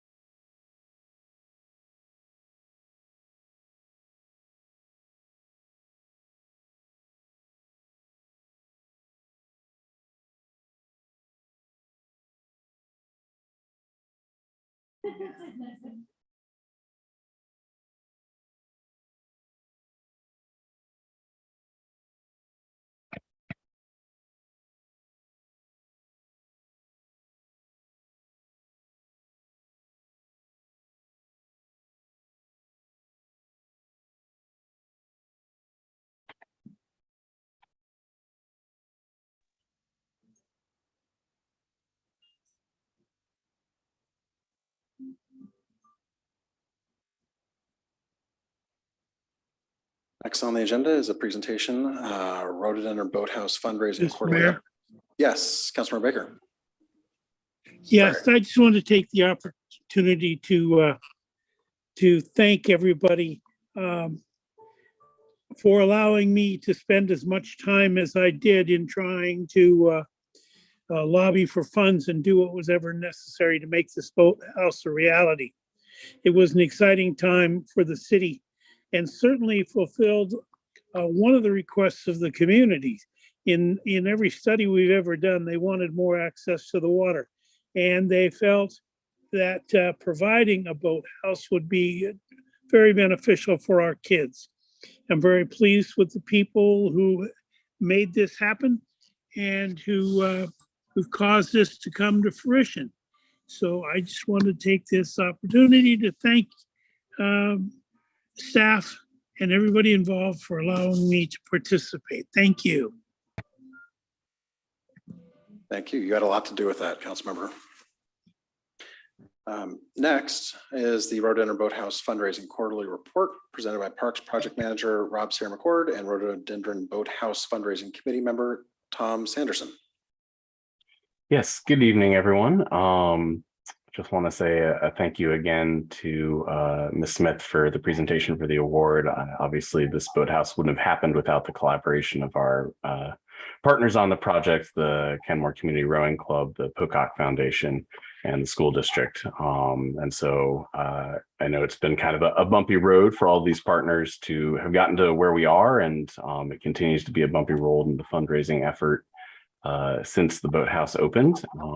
But Tom has some good news to share about some of the endeavors and some of the plans going forward, and maybe a little bit more detail about kind of what the last quarter has held. So this is the fourth and last quarterly update of 2022, and I'll let Tom take it from here. Thank you, Rob, and thank you to the counselors for giving us some time this evening. If you could just confirm you can hear me okay, since I just came off mute. Yes, we can hear you. Thumbs up from Rob. Thank you. I'm speaking on behalf of the entire board. As Rob alluded, a number of our members are sick, and I apologize on behalf of all of us that we don't have a physical presence. It is not for lack of desire, I assure the council. What I wanted to step through tonight is really just what we've done since we last met, what we're doing right now, and then the next 3 months as we see them coming. The biggest change since we were last together is Nell and Patrick from the Pocock Foundation's commitment to the board of the fundraising portion has ended. So we've transitioned management of the Friends of Kenmore Boathouse board to Eric Schroeder, Allison Anderson, Stacy Auger, and myself. Nell and Patrick do remain involved in a minimal advisory capacity. They haven't cut us off, but their day-to-day operational involvement has ended. The biggest single event we've had since we were last together was the bridge opening celebration. And I'm not sure who in the council or in the city was responsible for placement, but we had an ideal location right at the south end of the bridge where you could just see the boathouse right past our tent. It was fantastic. Also the first stopping point for members of the community passing the bridge from the south entry. So that worked out really well. We had a lot of great conversations, including with some of the councilors, and I appreciate the time you spent with us, gathering email lists for interest in both KCRC and Friends of Kenmore Boathouse. A number of signups for adult rowing classes that are offered by KCRC through the boathouse. And interestingly, and in the spirit of the community outreach that Councilman Baker alluded to, a number of members of the community requested if we were offering kayak storage or in other personal watercraft storage.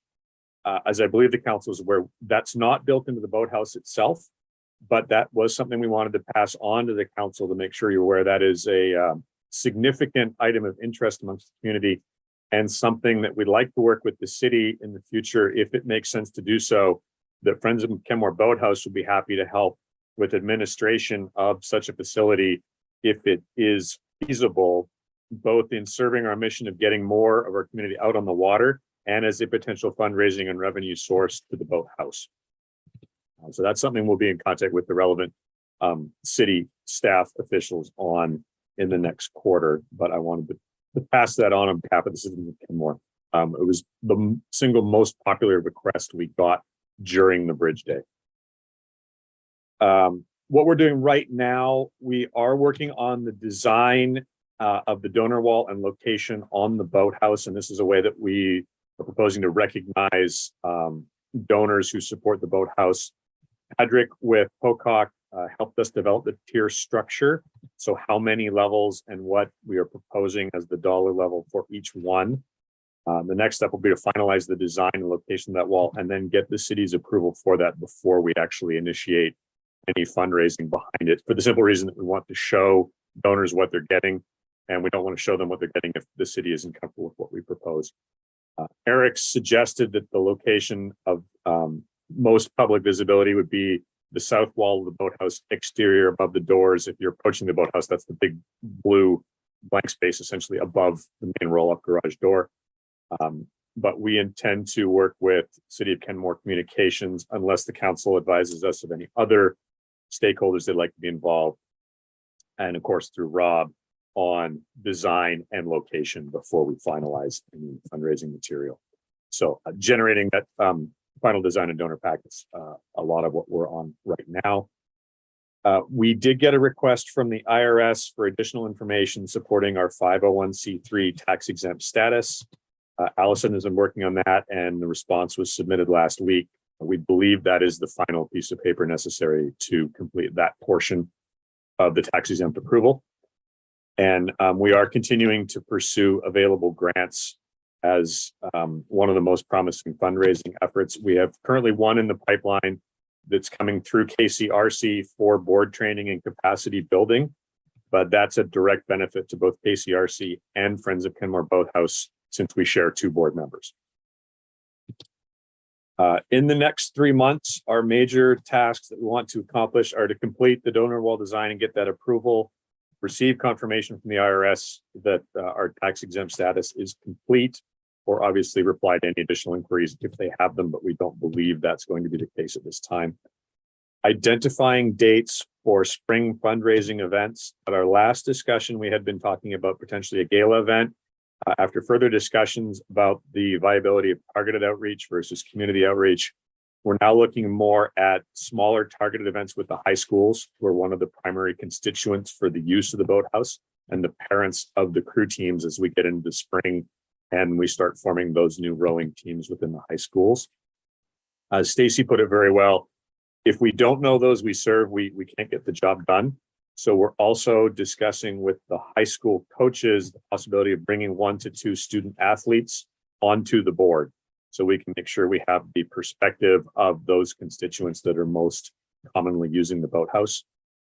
We're also looking at a couple of items for increasing just community awareness and outreach from the boathouse, notably adding directional signs and a sign at the top of Boathouse Drive to indicate how you get there, which if you haven't been to the boathouse before is not necessarily obvious on the approach. And joining the Kenmore Boathouse Chamber of Commerce to enable us to liaise and outreach a little bit more with some of the local businesses. We did a little bit of that informal discussion during the bridge day, and that seemed like a productive thing to do going forward. Overall strategy on how we close the fundraising gap, and Rob alluded to this a little bit. The plain facts of it are, based on what we've seen, simple fundraisers like raffles or soliciting donations at Bridge Day, they're helpful. Every dollar counts, but they're not going to get us all the way there. The 2 biggest levers at our disposal are grants and a relatively small number of high value donations, particularly through things like sponsoring or naming the boathouse itself. And that's what the donor wall is designed to enable.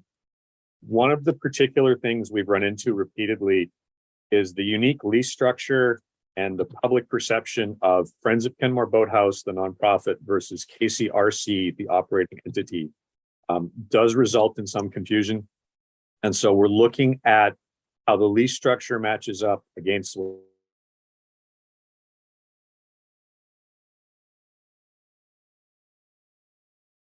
the grant applications require, and I'll let for some support in the next 3 months to examine or clarify or potentially reword some of those documents to make the grant application process more feasible. Based on our current research and the dollars involved, a couple of the significant grants, if we can get them through, are our best path to closing the funding gap. We will continue to pursue targeted outreach, but that does look like the most promising avenue at this time. We are, at this point, we're a relatively small team of dedicated volunteers. We are going to need support from the city to help us get through it, but Rob's been fantastic, and we're going to continue to work with the city staff on executing those plans I laid out for the next 3 months. With that, are there any questions? Questions, Councilmember Shrevenick? This is great, and I really appreciate that it's getting more concrete about your plans. I just have a kind of one pointed question, and that is, you know, how many families participated this year, how many last year, and how many the first year? Because this is the third year, correct? Sorry, could you qualify, like participated in the Boathouse or in Friends of Kenmore boating? Well, neither. The school district specifically. I owe you the response. I know the number of students that participated, but Rob, I see your hand going up. If you know the family count, please go for it. Oh, the number of students is fine. Yeah. Yeah, I can provide that for you, Councilwoman. Over in the last 12 months from the school district, there has been well, it's broken down in athlete hours. Sorry, I'm just trying to, I have the numbers in athlete hours. There's been 24,000, just over 24,000 athlete hours. I'm sorry, I apologize. I thought I had the number of total students. I think here.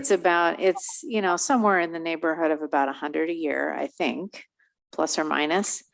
And I've got it. It's a little bit more. Yeah, it's about 120. Yeah. Right. So, you know, thinking about that, I guess I would implore you to, over the next quarter, to really generate a list of each and every one of those households for outreach. You know, if that is done, you're going to largely close that gap. If you really make the effort, or if the Boathouse group does, and doing the same, of course, with the KCRC households that have been participating, which is, you know, about, well, let's see, it would be maybe 20% of that figure. So I think you know, we might be underestimating what really focused efforts to outreach those folks for fundraising could generate. Thanks. Any other questions? I am not seeing any other questions at the dais. Is that the end of your presentation? Sorry. It is. All right. Well, thank you very much for the report. We appreciate it. And we'll see you in a quarter, I guess. Thank you to the council. We appreciate your time. Yeah, thank you. Next on the agenda is public comments. We welcome our community members to the council's meeting. In this forum, the council does not engage or dialogue with the public. The primary role of the council is to listen. We will hear from our on-site guests first, followed by our virtual guests. If you're online, please use the raise hand feature now if you wish to speak. All guests must address comments to the mayor and the council. The clerk will acknowledge your request and call your name when it is your turn. Your time to start. Your time will start when we confirm that we can hear you. Please state your name and city of residence for the record and keep your comments to the allotted time. We will not split your time with others or reset your time except by express approval of the presiding officer. Screen sharing is not allowed. You can submit materials to the council or clerk in advance. Please do not comment about pending development projects on which the council will make future decisions, as those are quasi judicial matters and council members must limit their communications about such matters. This meeting is being recorded. Thank you for taking the time to express your comments. Madam Clerk. Thank you, Mayor. We currently have 6 on-site speakers signed up to speak at this time. We'll go in this order: Dakota Rash, followed by Jim Myers.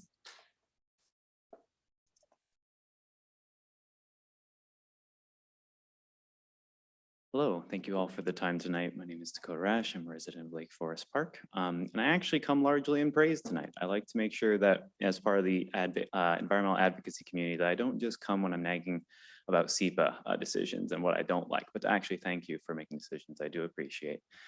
So first I wanted to comment on the discussion I watched about the funding of the climate action plan. I wanted to thank all of you that mostly discussed full funding or full funding with some additional elements.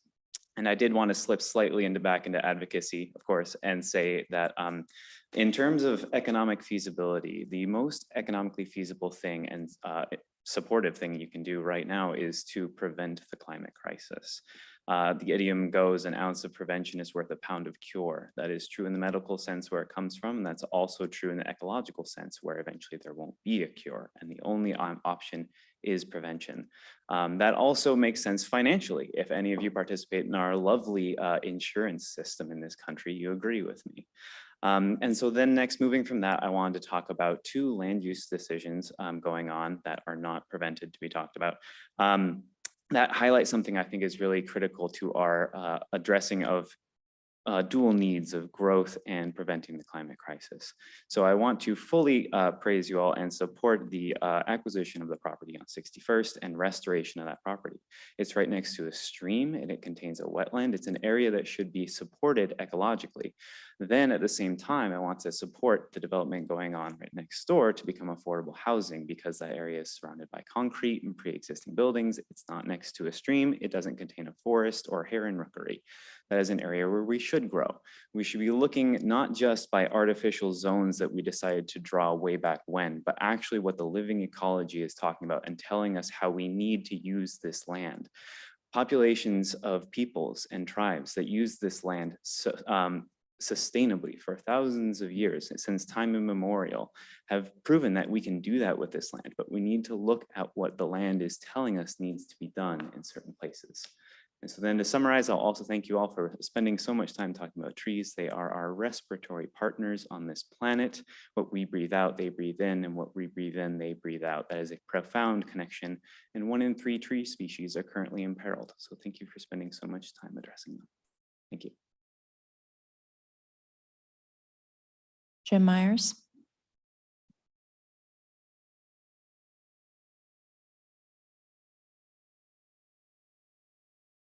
Good evening, Council. My name is Jim Myers. I've been a resident of Kenmore since 1995. I'd like to speak to the proposed Kenmore tree regulations. In today's world, we think of technology as solving a lot of our environmental problems. And I think in this case, it's that we can turn to nature to solve some of the problems that have been caused by our technology. Trees, especially large, significant trees, are effective at stabilizing soils, filtering the air, and dealing with stormwater. On average, a fully forested parcel of land will prevent half of the rain from even reaching the ground. We know that rain on our impervious surfaces has caused a lot of urban flooding, which is bad for both people and salmon. And trees have been providing this same stormwater service for quite some time now, but they also provide a lot of other ecological benefits. As was pointed out, of course, they provide us, the land, the trees, the fish, shade from the sun. They sequester carbon, which of course is top of our list now as we worry about climate change. So please pass the tree retention plan, and my sort of somewhat skeptical side will add, but make sure that the intention of the plan is actually realized. And I look at all the regulations and I hold my breath when I look at exemptions and words like in lieu of, because if those words are not employed well, they can have disastrous results. And as our parcels of land have become more and more valuable. For developers, the cost of doing business and a small fine is just the cost of doing business. And I think we have to be watchful of that. So I hope that with some conscientious oversight from the city that this regulation will prove effective. Thank you. Asami Swadpradit, followed by John Culver and Elizabeth Mooney.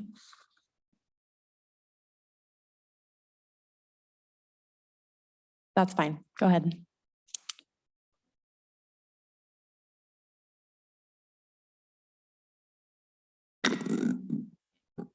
My name is Usani Sawatpradit from Thailand.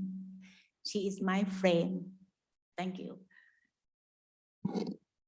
And she's from Chiang Mai. She took care of my daughter during college for 3 months. She's her Thai mother. And so my name's Elizabeth Mooney in Kenmore. And today, Osani and I went around and looked at trees in Seattle, in Kenmore, taking pictures everywhere. She must have 300 photographs of red trees, which literally she came from Chiang Mai, having been here 4 or 5 years ago, to see the red trees that change. She started off 2 weeks ago looking at the salmon that are trying to come through at the locks. So I don't know how many seconds you're gonna give me, but here's my spiel. My name is Elizabeth Mooney, and I'm here with my friend, Osani Sawatpradit. I'm here tonight with Jim Myers, and I support everything that he said and what Dakota Rash said.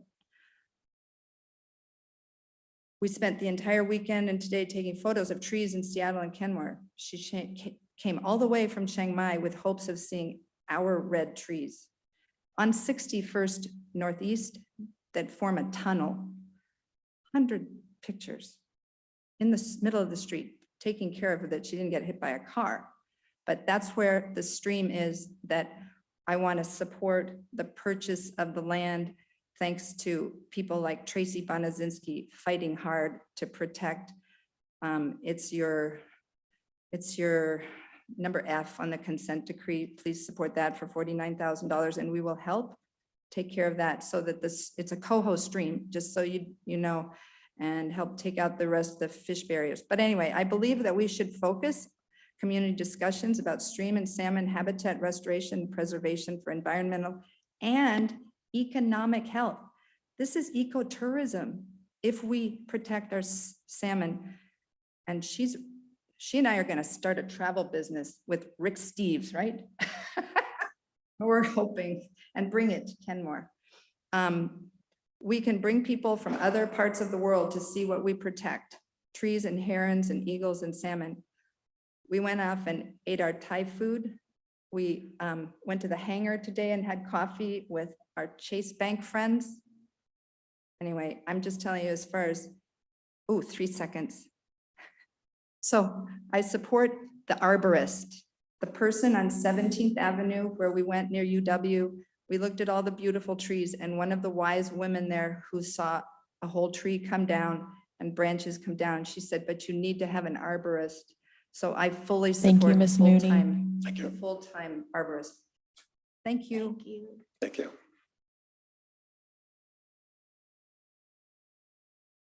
Good evening, Council. John Culver, Kenmore. I'm excited to see the purchase of the 61st Avenue property on the consent agenda. Thank you all for taking leadership on that. And a shout out to Tracy Bonashinsky and Sally Kaverzan for leading on that.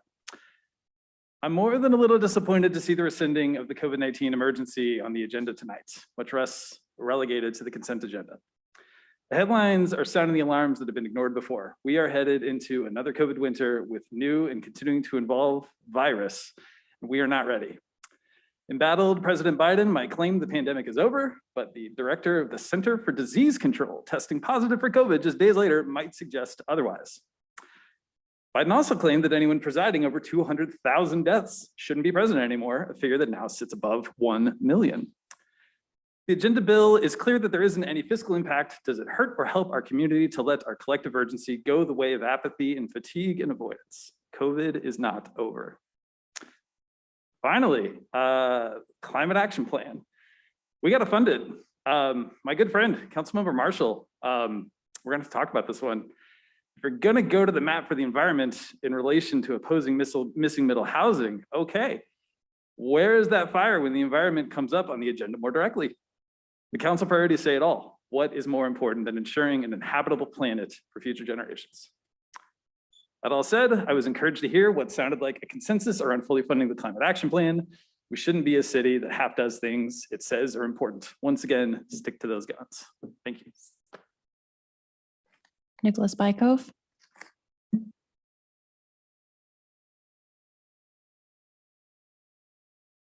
Hello, my name is Nicholas Anatoly Bykove.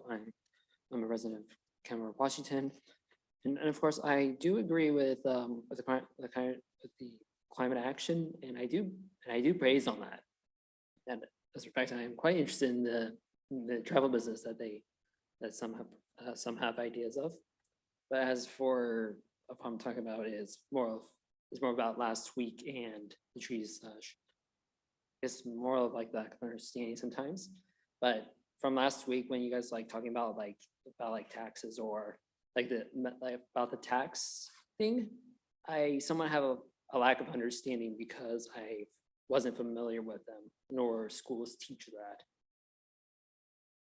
I didn't exactly come up to speak about it. But as for trees and our R1 through 24, or the tree things, I believe that can be utilized in a way like how I spoke in earlier weeks with how close objects can be to a road, or that can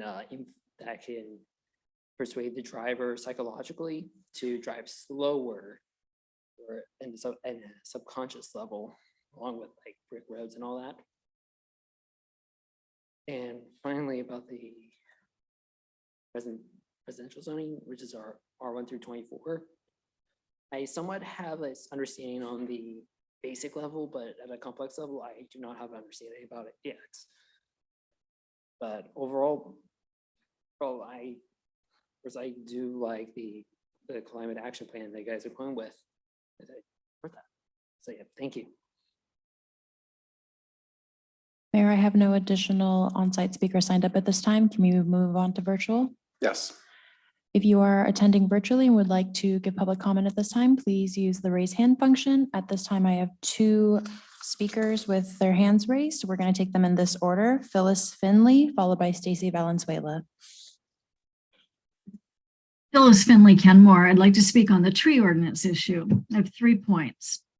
First one is I find it ironic that the tree ordinance is being changed after hundreds of truly significant, majestic, and exceptional trees have already been destroyed by the city along Juanita Drive. Remind the birds and the squirrels who use those trees that they now have 3 little ones instead of just 1 big one. The new ordinance seems to give the city a pass. In the future, the city only needs to say, we're doing this for a facility, and the ordinance doesn't apply. Should there not be any restrictions on tree destruction done by the city? I think there should be. Number 2, I'm continually appalled when I see Asplund out doing their work. It makes me cringe. Maybe you too. I'm disappointed that the city allows the type of pruning, and I use that term loosely. It's not only unsightly, but in some cases it creates a potential future hazard.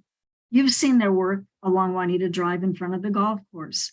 Trees are top hacked, and I guess the word is butchered. No reputable certified arborist would approve of this kind of work. Why does the city? This summer, a city tree adjacent to our property had this happen to it.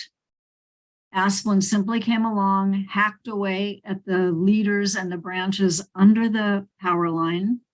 So now we have this big tree with a U-shaped void right in the middle. In a couple of years, it will have very weak leaders coming up in that same place, and the problem starts all over again. My third comment is regarding the fines that could be imposed. For example, a $750,000 fine if the removal is judged by the city manager as willful or malicious. Wait, that's way more power than I think the city manager should have. It seems like a conflict of interest to me. The city has the chance to collect $750,000 if one person, the city manager, judges the intent of the person to remove the trees to be malicious. Shouldn't that be determined by a judge, not the city manager? Is that legal? Is it even ethical? If I understand correctly, there will be an opportunity for future public comments on the tree ordinance, and I look forward to participating again. Thank you. Stacy Valenzuela. Good evening, Stacy Valenzuela. Can you hear me? Yes, go ahead. I highly support the comments from Dakota Rash, Jim Myers, and Phyllis Finley, who nearly brought tears to my eyes. We appreciate growth from listening, learning, and our residents' concerns for environmental protection and climate change. However, words are just words without the action, the funding, and the implementation. The details on the tree canopy protection is appreciated. Some homeowners claim and advise others that many tree removal companies have an arborist on staff to assure easy permit removal. So there needs to be an arborist cross-check. The city removed almost clear-cutting tall Dees Park, along with several of the grandfathered cedar trees. Several trees were removed by the city in other areas like Juanita. Will each tree be replaced by the city?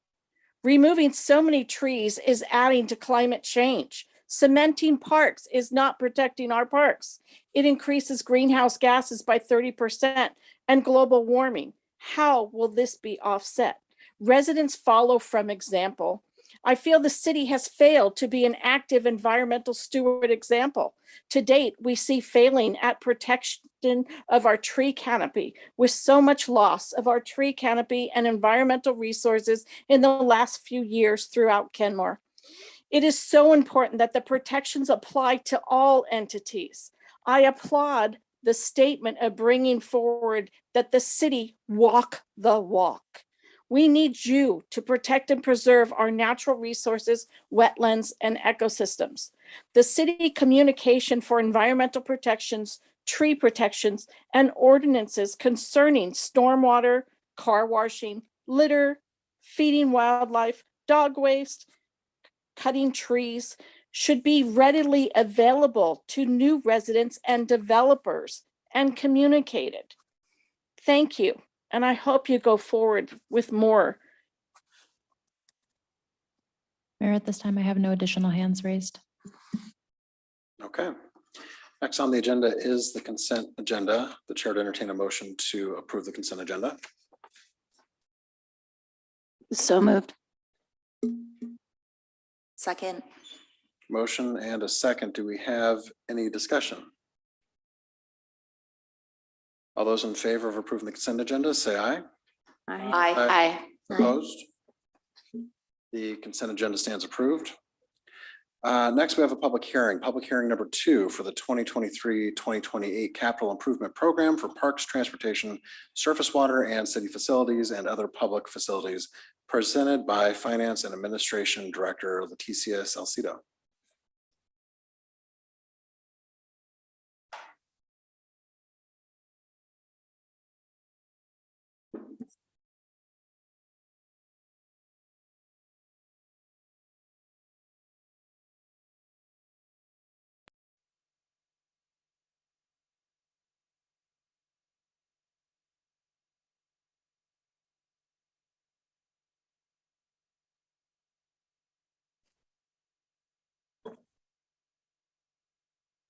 Okay. Good evening.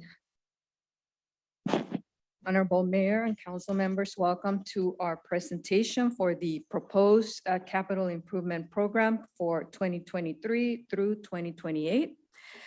This is a review. This is the second review. The first one we had a presentation on September 26th. This review will be followed by a public hearing, and then on the business portion of the agenda, the ordinance for review and approval if you concur with all the presentation, all the items on the presentation. It should be noted that the major part of the budget process is the inclusion for the allocations of the various capital projects in the 2023-2024 year. And those are included in the preliminary biennial budget that we are discussing or have been discussing in the previous weeks and will continue in the next month. With regards to capital improvement program, the total for the 6 years is 57.3 million, and that is allocated over 4 components. We have parks, transportation, surface water, and city facilities. For parks, the total is $1.7 million. Transportation, 11 projects at 22.8 million. Surface water, 7 projects, 11.5 million. And then city facilities, it's 1 project. And the debt service on it at a revised cost at this point in time of $21.1 million. Again, the total 57 million overall. Now, before we move into each category, I wanted to bring up some of the changes that are reflected in this revised CIP plan. We have changes in the parks category, transportation, and then the public facilities. For parks, we have P18 sign replacement. The cost was lowered from 50,000 to 28,000, revised, I should say, from 50,000 to 28,000. The Morelands Park improvement, previously noted as lighting, has been changed to synthetic turf, and the cost changed from 2.6 million to 775,000. For the transportation category, T27 pedestrian facilities, we increased the allocation from 515,000 to 1.9 million at approximately 315,000 per year. And then the public works shop, the public works facility, revised the initial estimate as mentioned before, 49.5 million previously to 21.1. That's an estimate at this point in time, and that is what is reflected in this revised CIP. With regards to park capital improvement projects, as mentioned before, $1.7 million. We have several here, 6 projects. Twin Springs Park, Phase 1, 111,300. Tlawadis Park Waterfront, final cost and mitigation, 530,000. Log Boom Park Waterfront, 320,000. That's for monitoring and mitigation. We have 32,800 for the Boathouse, and then the park field turf replacement, 775,000, and then the I didn't forget the sign replacement, 28,000 in Rhododendron Park. Again, for a total of $1.7 million in park capital improvement projects.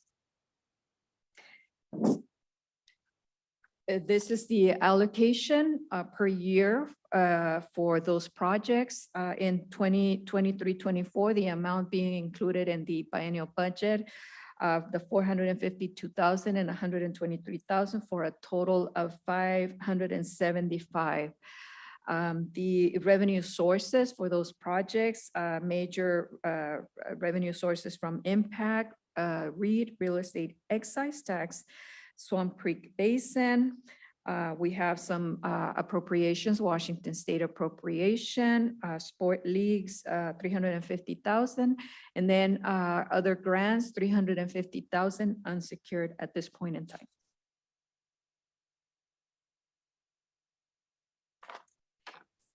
For transportation capital projects, we have a total of $22.8 million, with some of the major projects being SR 522, West B 57 to 61st, $2 million.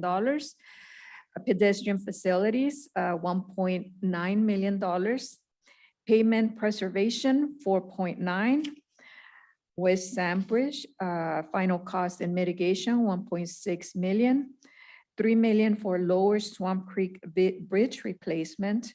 4.9 million for 61st Avenue Sidewalk Replacement Project and the ADA Transition Program at $3 million. And then we have Burke-Gilman Trail, 255, Mid-Block Crossing, 42,500. In total, $22.8 million with only one revision from last time, as mentioned before, the pedestrian facilities at 1.9 million. And then this is a breakdown of the allocations, the costs for those projects over the next 6 years, $22.8 million, with 6.7 of that being in 2023, 2024, and included in the preliminary budget being discussed. Funding sources, major funding sources from impact, transportation impact fees, as well as real estate excise taxes. And then we have other grants, $3 million unsecured at this point in time. But then we have other ones, Move Ahead, Connecting Washington, 2 million, 3.5 million, and $1.5 million of WashDOT pedestrian and bicycle grants.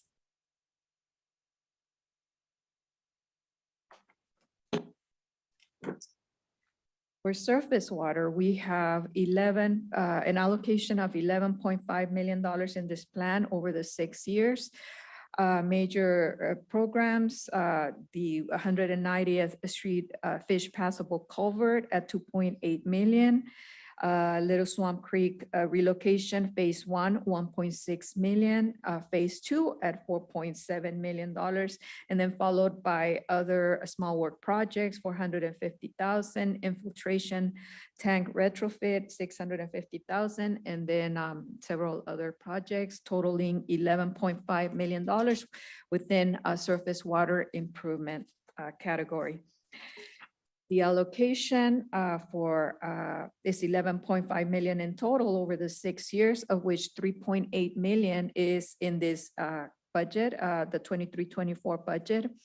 And major funding sources being, of course, surface water utility funds.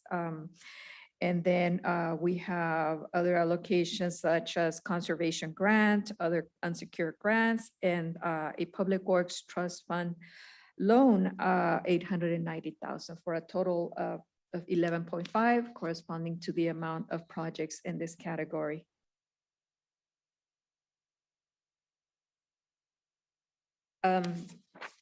Lastly, we have the city facility project. It is comprised of one project, that's the Public Works Shop. 2021, the city acquired land in the total amount of 6 million. And this allocation over the next 6 years is for construction development for that project. At this point in time, the total allocation for construction is 20 million. And the other category within this the city facility capital improvement is the estimated debt service at this point in time for both the bonds that have already been issued in the amount of 6 million, corresponding to the amount of the land acquisition cost, plus the initial $4 million for initial development cost. And as well as the 10 million that we're projecting, the city will have to go obtain in 2024 for the construction cost. This project will be financed by various funds, surface water management, real estate excise tax, street fund, and the general fund.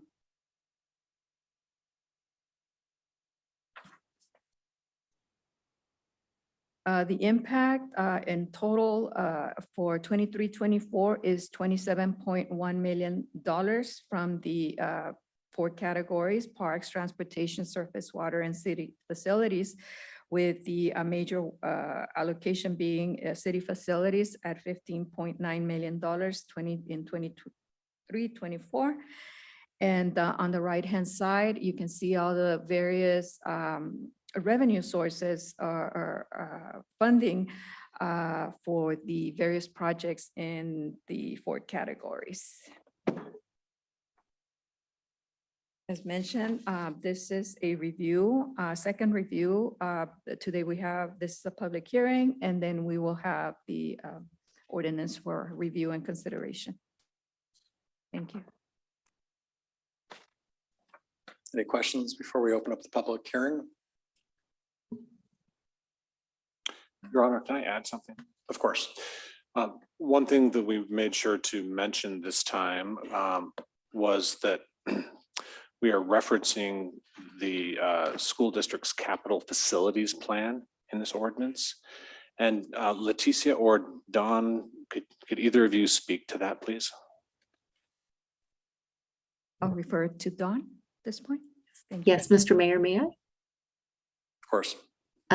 Thank you. The proposed CIP references, as the city manager said, the capital facilities plan for the North Shore School District because they updated their CFP in May of 2022. Your own comprehensive plan capital facilities element notes that during your CIP process, you should reference and adopt by reference because that is the basis of updating, amending future school impact fees. So that's why it's been added to your CIP. So if you take action and adopt the CIP, you will also be adopting by reference the school district's capital facilities plan, correct? That is correct. Any questions? Any questions? Okay, I am not seeing any questions, so I'm declaring the public hearing open. City Clerk, is anybody signed up to speak? We have no on-site speakers signed up, but we do have virtual. If you would like to move on to virtual. Yes, that's fine. Okay. If you are attending virtually and you would like to participate in this public hearing, please use the raise hand function now. At this time, I have one individual who would like to give public comment at this public hearing, Phyllis Finley. Hello again, Phyllis Finley, Kenmore. This is about the Boathouse. Unbelievably, I'm going to repeat my comments from April, only slightly edited because the situation hasn't changed significantly in 6 months. The speaker this evening sounded very sincere. However, in a nutshell, this is what I understand. The cost of the Boathouse went from $600,000 to closer to $1.5 million to serve a very small portion of Kenmore's population. The clubs have not paid their agreed upon portion by the soft deadline suggested by the city. The deadline was extended, then extended, then extended, now extended. No rent has been charged to the Kenmore Club. However, they charge the public for use of the public boathouse that the public is paying for, but they are not. Do I even have that right?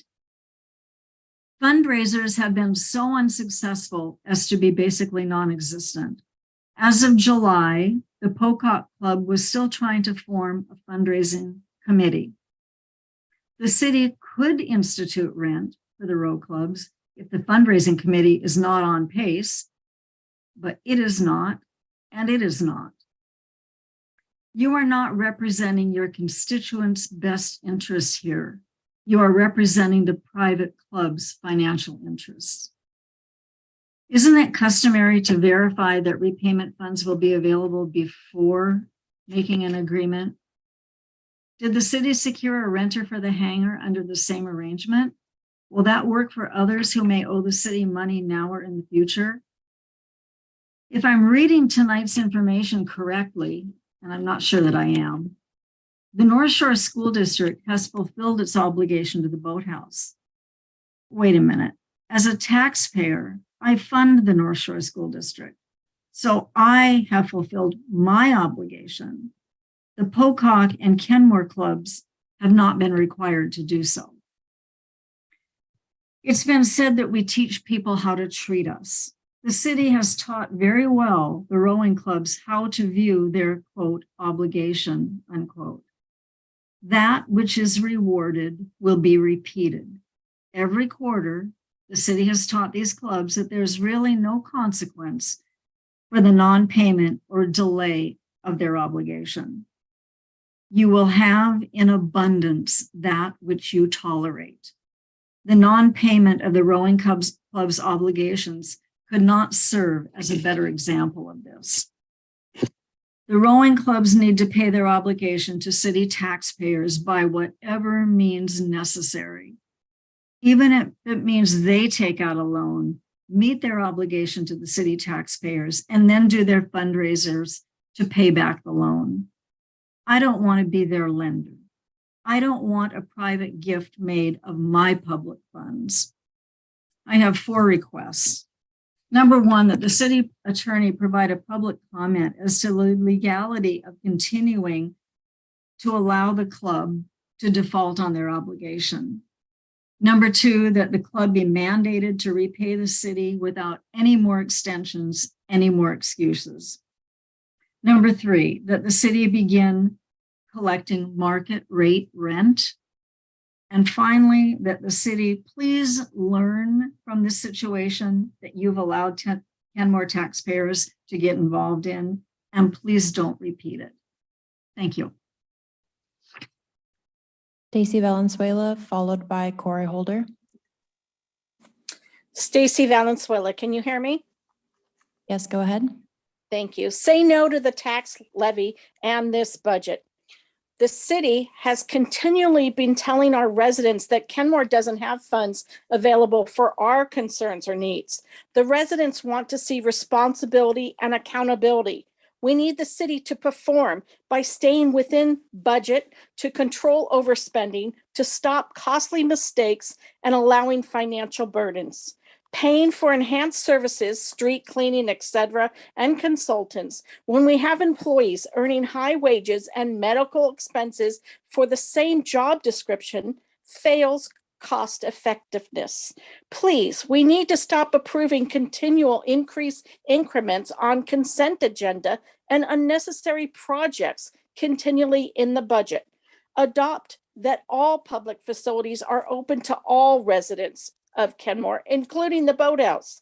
Please adopt charging rent and fees to the row clubs, waterfront activity club, the field users to offset the cost for maintenance and the financial burden at the Boathouse, clubhouse, fields, etc. Stop giving these additional funds, then charge the residents. Put initiatives on the ballots to allow residents to choose whether we want to fund these.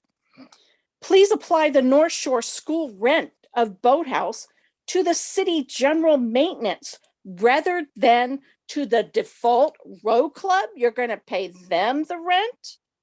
This is ridiculous. Reject items not needed on the capital and other budget segments that will cause further financial burden. Reject the replacement sign and any other improvements at the Boathouse.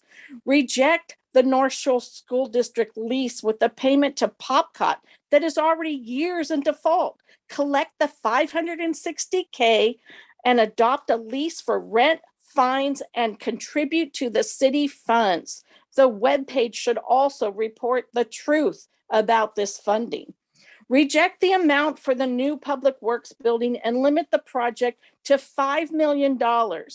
There are prefab green buildings. The city residents spoke about this from the beginning. Reject the $164K for the farmers market. The vendors made millions and only repaid the city $13,000, a loss of $75,000. Now the staff wants to double that loss. Reject developer variances that fail to protect and preserve our resources, including trees and wetlands, and instead add for paving. They could do repaving. They could add sidewalks. They could add city services funding. Reject unnecessary hiring. Hold off on any other development of our parks, including leaving the natural habitat as requested by the residents at Twin Springs. We were also told that there would be no new building added to Tall Chadis. Fund the priorities of the council and the community with climate action and affordable housing first. We need additional 30% below, as well as workers 35 to 50% affordable housing. We cannot provide shelter for our small business employees and businesses could close. We need the city staff that knows how to at least recoup costs instead of overspending and applying for awards. We need the council to stand against this waste for our residents and for the future of Kenmore. Numerous residents from the start said no to the artificial turf, due to costs, environmental and chemical fumes. You came back with, let's spend $50K for lights after building a ball field in 2018. And annual over 150K funds field maintenance for their interest. Now you want to fund turf with no notice or input from the public? Residents said no to the $600K boathouse for the new row clubs, but the city built one for almost $3 million and there's still money owed. Numerous residents said no to a $6 million property for public works to buy a less expensive property. Many came forward with suggestions. We need to stop taxing residents, especially for recreation for a few mostly non-city residents, and prepare for recession and recovery of the pandemic. We need the residents to be able to count on the city leaders that actions show integrity, democracy, transparency, and follow through with the will Thank you, Ms. of the Valenzuela. Your majority time of is our up. Kenmore residents. Thank you. Corey Holder.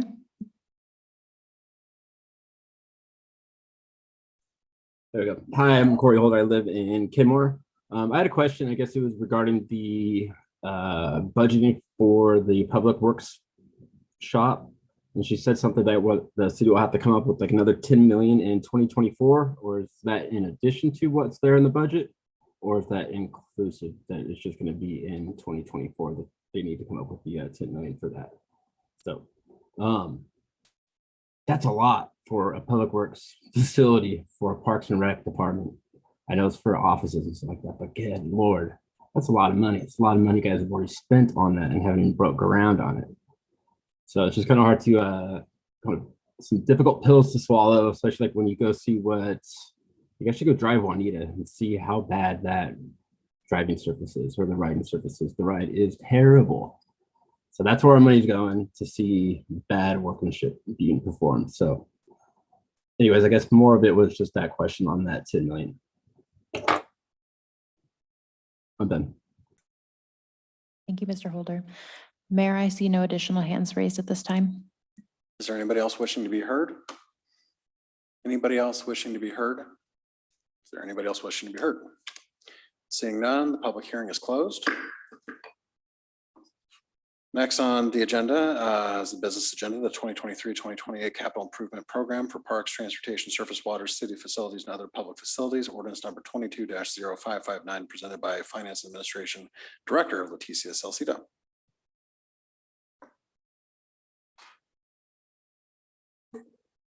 Sorry, I'm a little confused. So this is the business portion? Of Yes, this is the adoption.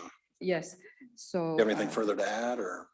No, nothing else to add, just if you concur with the presentation and the projects, we are asking for your approval on the ordinance. Councilmember Shrubnik. Thanks again for such a great presentation, as always.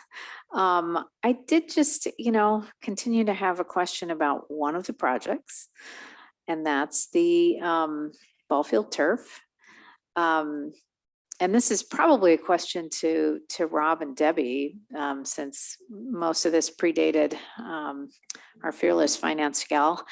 And so a couple questions. One is, when did we put in the turf? When did we finish the park? So that's one.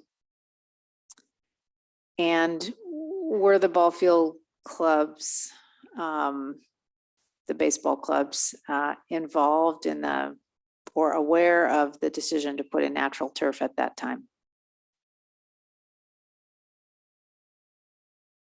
You're testing my memory because days seem like years, but I think it's about 4 years ago that the field was put in, and the clubs were aware of that being grass. The clubs were also aware of the city's proposal for lighting, and in fact, they were the ones that suggested that turf would provide the ability to have more games rather than lighting. So that was one of the reasons that we added turf rather than lighting. They proposed that at that time, 4 years ago or now? Now, That's what I thought. earlier this year. So at that time, when we made an investment Yes. in natural turf, we didn't hear any issue from the ball field clubs, correct? No, not at that time, but Right. as you know, there is still a demand. Right. I think the demand outstrips the availability of fields. Right. And this was a way to add more available fields. Understood. With turf, yes. Yeah, and then so just one other point that I'd like to make is that since that time, how many fields has North Shore School District put in their capital facilities or capital improvement plan? I don't know what I don't know what the name of the plan is. I believe it's 3 fields that they're improving. They're improving existing fields, so I Yeah. believe they're improving Arrowhead. Kenmore. Kenmore and Kenmore Elementary, and I think it's Lockwood. It was Kenmore Middle School and Right. Lockwood. School and Lockwood. So 3 fields, 2 or Lockwood is arguably part of it's not exactly part of Kenmore, but it's pretty darn close. It's on the border. So we're getting 3 improved fields to increase capacity. We never heard that there was a problem to have natural turf. I am not seeing a rationale for including $750,000 to change what we just put in 4 years ago. So that's my only problem with the CIP. Everything else I think is pretty clearly justified. If I could just make one quick response to that. This is assuming that the underfield drainage could be used. So if the underfield drainage could not be used to support artificial turf, then the project would not go forward. Similarly, if the leagues did not raise their share of the project would not go forward either. Councilmember File.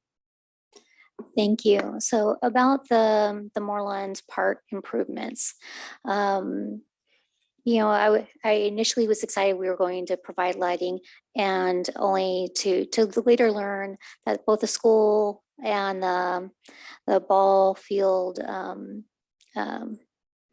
teams, the baseball leagues, don't necessarily feel they need it.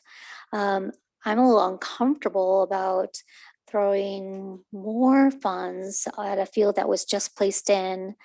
And this is a field that actually belongs to North Shore School District. I believe that we support the underlaying infrastructure of it. That is the drainage system and all of that. Am I not right? It's actually the reverse. We own the land. We own the land. And we own the improvements. We have a lease with them that lets them use it during their recesses, and then they help pay for the maintenance.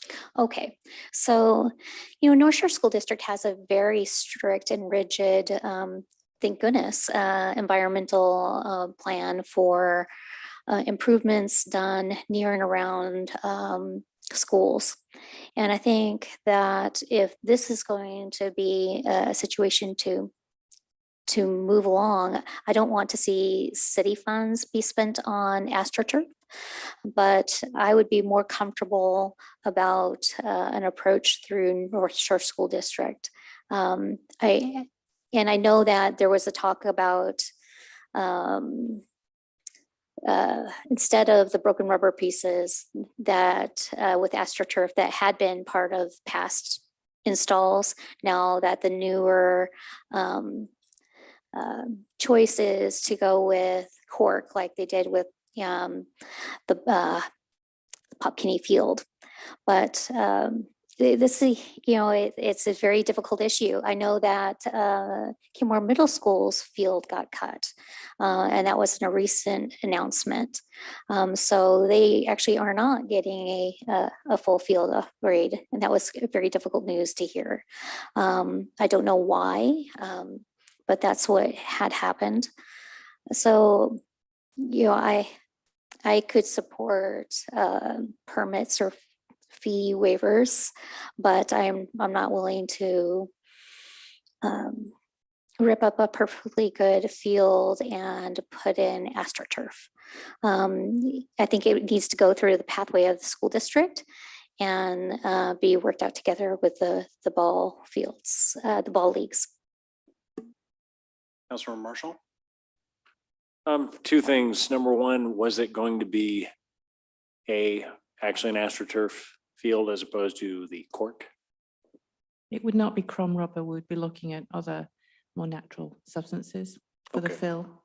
Yes. So possibly cork or whatever Whatever it is, it would not be chrome rubber. okay. And then how much were the clubs going to contribute to this project and thus take off a city's proposed? I think it was 272,000 they had proposed raising. Maybe. It's on page. I don't see a page number, but it's in this, it's the last park project in the park CIP P32.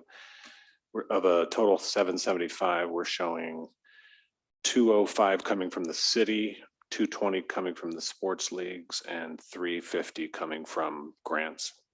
Okay, so there's a substantial portion, or at least the majority is grants plus the clubs. That's the lion's share. Yes. Okay, and then of course, you would notify us or let us know if the drainage was not sufficient to support the AstroTurf, and we'd be able to maybe make a decision or look at it again then. Correct. So right now it's more of a placeholder. It's towards the end of the CIP. So we'd need to do some initial research to see if the current drainage could support a turf field. And if not, then that project goes away. Deputy Mayor? I have a question, and I know it's already been stated, but I just want to make sure I understood correctly.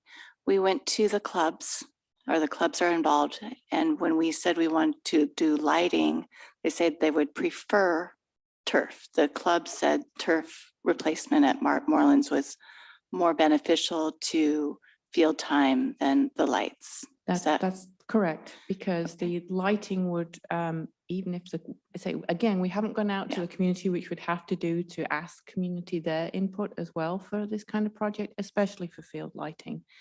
But if the field lights were on till 9 p.m., most games are over by 9 p.m. based on the teams that are playing. The league said that their main reason for cancellation was more rainouts, and there would be fewer rainouts with turf, so they would get more playing time and be able to support more practices and games. I appreciate the further explanation. I also appreciate the funding sources from grants and the clubs and the city. Our community's been asking for more fields and more access since I've been on the council. And I like that it's working with Morelands, and I think that it's reasonable for us to pursue this in the direction that's presented here. So thank you. Councilor Kugler? I have a couple of questions. Well, I appreciate you hearing us in our last discussion about moving funding to the pedestrian plan. And also really glad to see these additional budget reductions where you could with the signage, Morelands, and also Public Works. I was wondering if you could expand upon the Public Works savings, and I just want to understand if the cost that I'm seeing actually is part of breaking ground or design, or what it encompasses.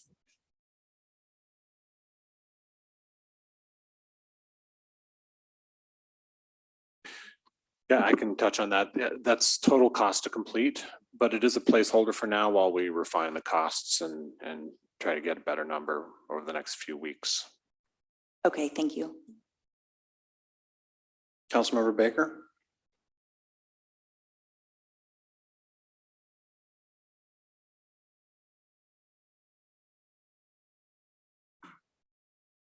I think that hand raise was for me to let him back into the Zoom. Okay.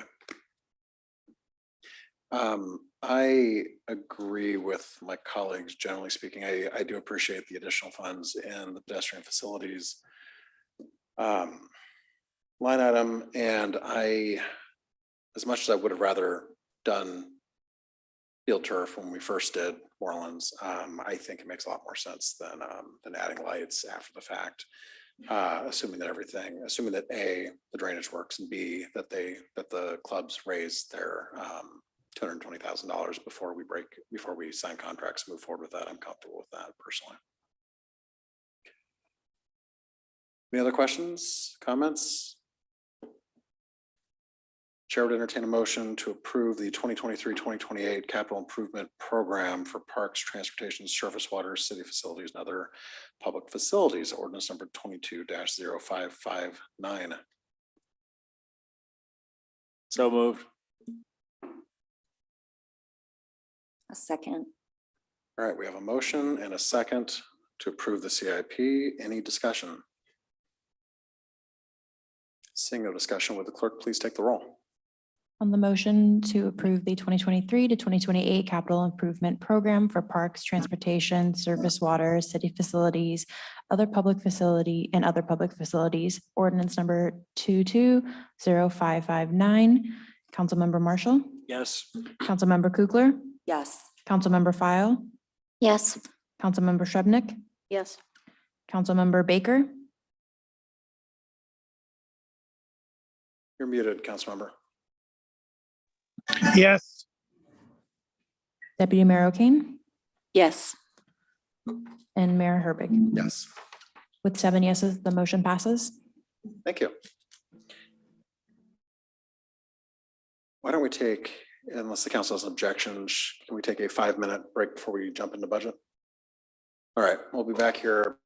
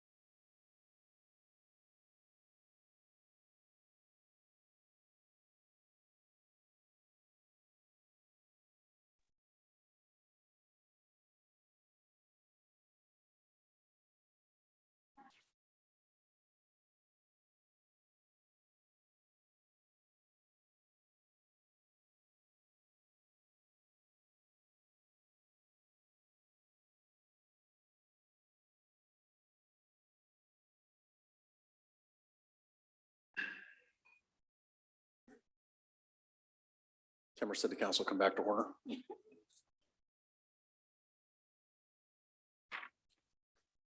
Ms. Salcido.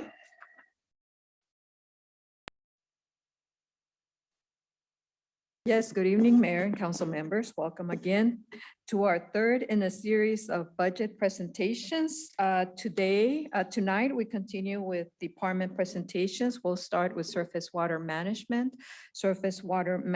capital, and we'll have Mr. Richard Sawyer, our environmental services director, going over those slides. We'll move on to other funds, 11 other funds: strategic reserve, strategic opportunities, transportation benefit district, debt service, real estate excise tax, impact, public works shop, equipment replacement, and swap. Lots of funds. We start with department presentations, but before we move into the presentations, I wanted to go over just quickly, because we have already gone over these changes during the CIP presentation. But the reason that I wanted to bring this up is that there's changes in capital projects, transportation project capital funds, and the public workshops. So the books that you have, the budget information that you have there has been updated based on these changes to the CIP. I have already made the changes to the pages, and you will get them at that before the next public hearing. And this is a listing of the projects, and then the last line, funds affected, would be the funds that would be affected by each individual change. And we start with surface water. Great, thank you. So as Leticia has mentioned, I'll be just providing a brief presentation about the Surface Water Management Fund and Surface Water Capital Fund. Jump into the next slide. So in the presentation, we'd just like to highlight the major changes with this budget that compared to the last budget. And so, and then open up with a kind of a description of the fund itself. So the Surface Water Management Fund is a self-contained fund that's primarily receives revenue from a surface water management service charge, which is assessed on each property in the city. Single-family properties are charged a flat fee, while non-residential properties, including multifamily and commercial, are assessed a rate which is based on the percentage of impervious area on the property multiplied by the acreage of that property, resulting in the charge for all of those remaining properties. And all this revenue goes into the Surface Water Fund, which one of its primary purposes is to comply with the Clean Water Act and the city's NPDES permit, which is issued by the Department of Ecology. These funds also support programs that protect and enhance the city's natural environment. More recently, the Surface Water Fund does fund a percentage of the Climate Action Plan. So it helped fund some of the development of the Climate Action Plan, and then moving forward, it will help fund some of the implementation of the Climate Action Plan. We manage the city's stormwater utility, and then funds are also used for Surface Water Capital Program.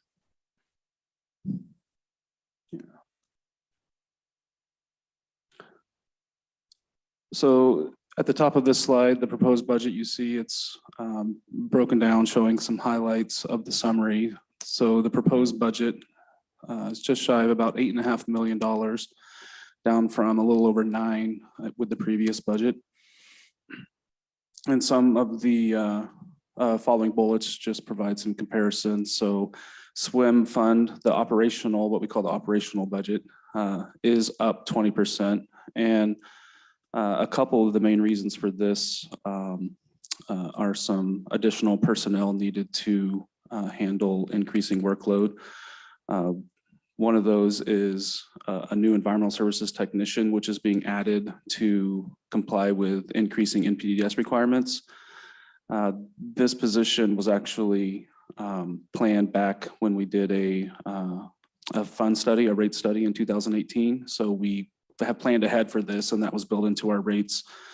And some of the programs being added include a lot of additional inspections and planning type work that will need extra staff time to accommodate. Additionally, there's we're proposing that the swim fund 2/3 of a new GIS analyst position. So this position has been long needed. Many city programs, both within surface water and outside surface water, rely on GIS, which to date has basically been some staff have some familiarity with it and we're able to get by. We do hire consultants. We have an on-call GIS consultant that can help with kind of higher level problems. And then a lot of times we'll include GIS support project by project with consultants. So this new staff person would obviously bring all those services in-house and allow us to provide a lot more staff support and help with our GIS needs internally. Then, capital project, you can see moving along there.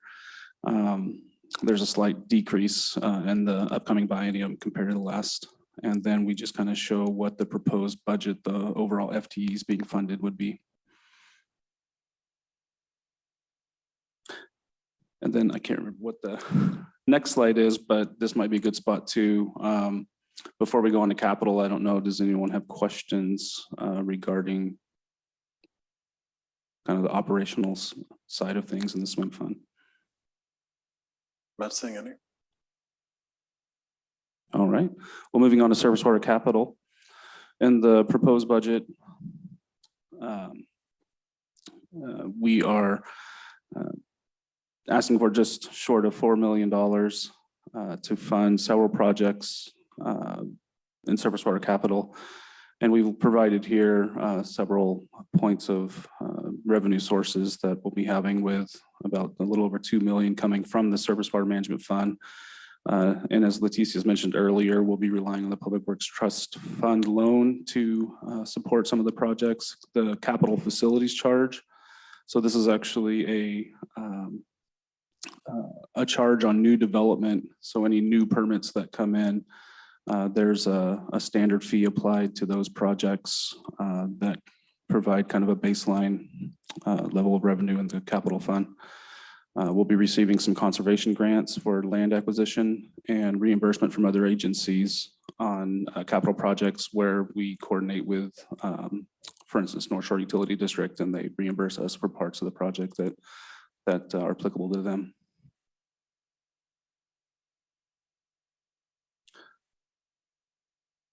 And in the proposed budget, we'll be completing the fish passable culvert on 190th and 61st. We had hoped to get to construction actually this year, but with some permitting delays and land acquisition challenges, we just missed the fish window. So that will definitely be happening in the fish window in 2023. Each biennium, we often have a group of small works projects. So these are, not quite big enough to be capital improvement projects, but a little bit too much for our operations crews to take on. And so each biennium we get a few of those done.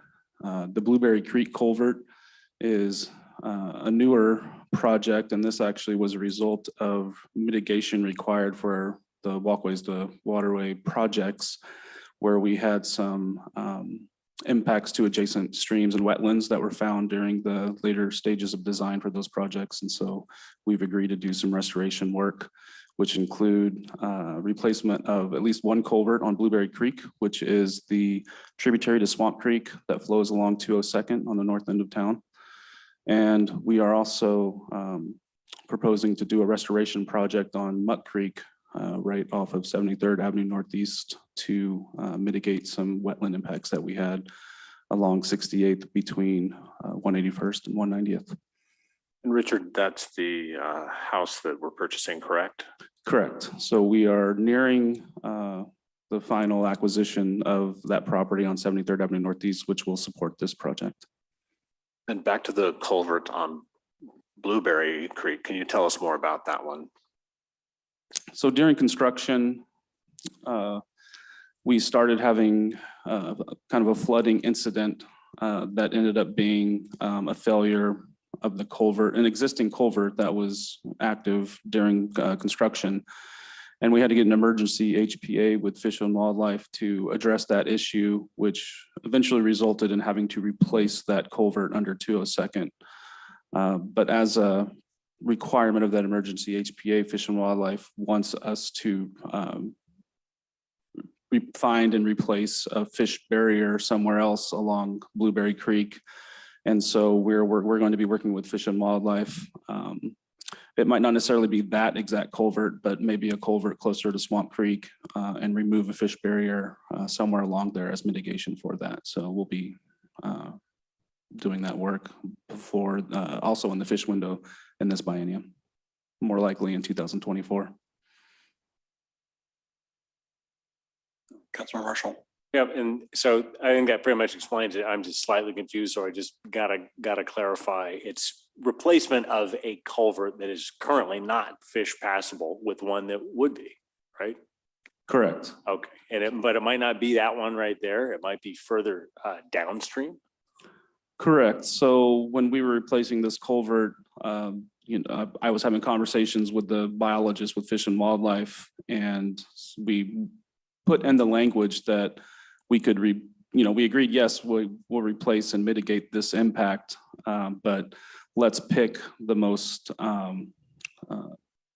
let's pick a culvert that provides the most benefit for the stream. And so there are other known fish barriers further downstream in Blueberry Creek that will open up more habitat than just replacing this one, just because that's the one that was impacted here. So, and that's actually capable because of the result of work we've been doing over the last 9 months with a consultant to do a full citywide culvert assessment.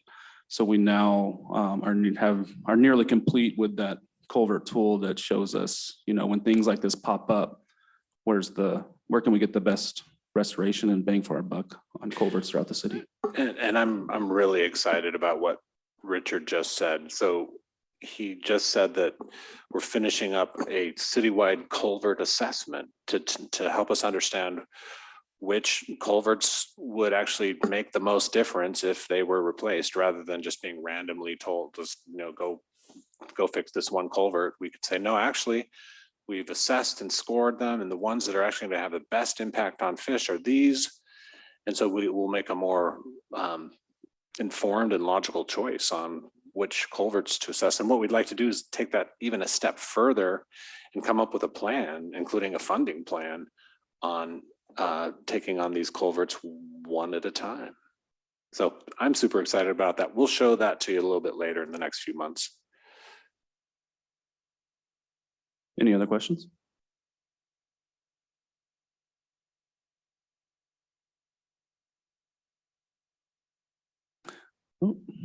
Well, I know this one is called the Swamp Creek Basin Fund, but it's evolved quite a bit over the last couple of years. I don't know if, Rob, you have more to say on this one.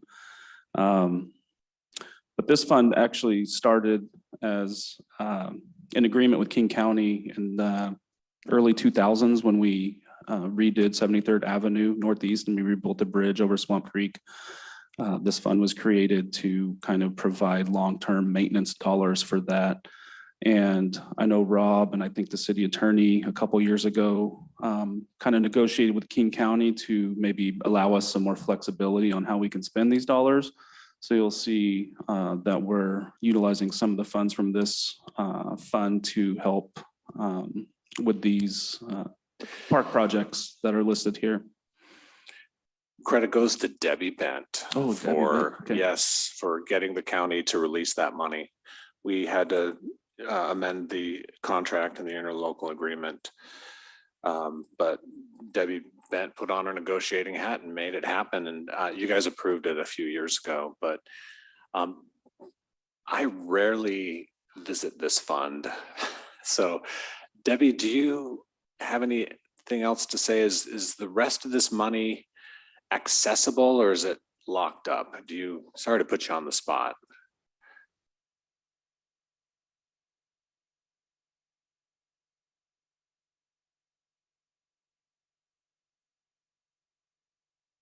And the reason Debbie was involved is she was able to get that money to help us with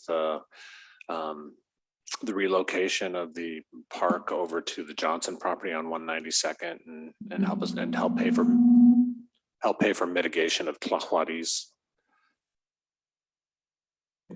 So any funds that are remaining need to benefit Swamp Creek and need to have an open space component. The funds which are going to the Park Capital Fund will be used to help with the required mitigation and monitoring over that 10-year period. Did we look at these funds for that home that we're looking at on 73rd? Purchasing that? No. We did not look at this fund. Is that a possibility? Putting you on the spot again? I guess anything's a possibility. I think we'd have to sort of take a closer look at the change in the agreement to see if it could fit. But there's definitely, we can take a look at that. Okay, great question, Mayor. Be nice to, use up this fund as intended and then not have to worry about a really restricted fund.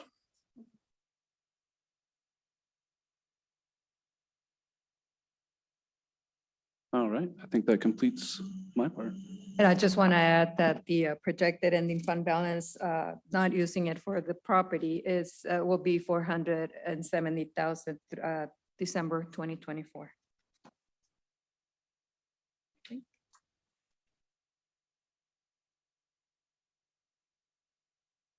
So moving on, we move into the Strategic Reserve Fund, which is a fund that serves as an emergency reserve.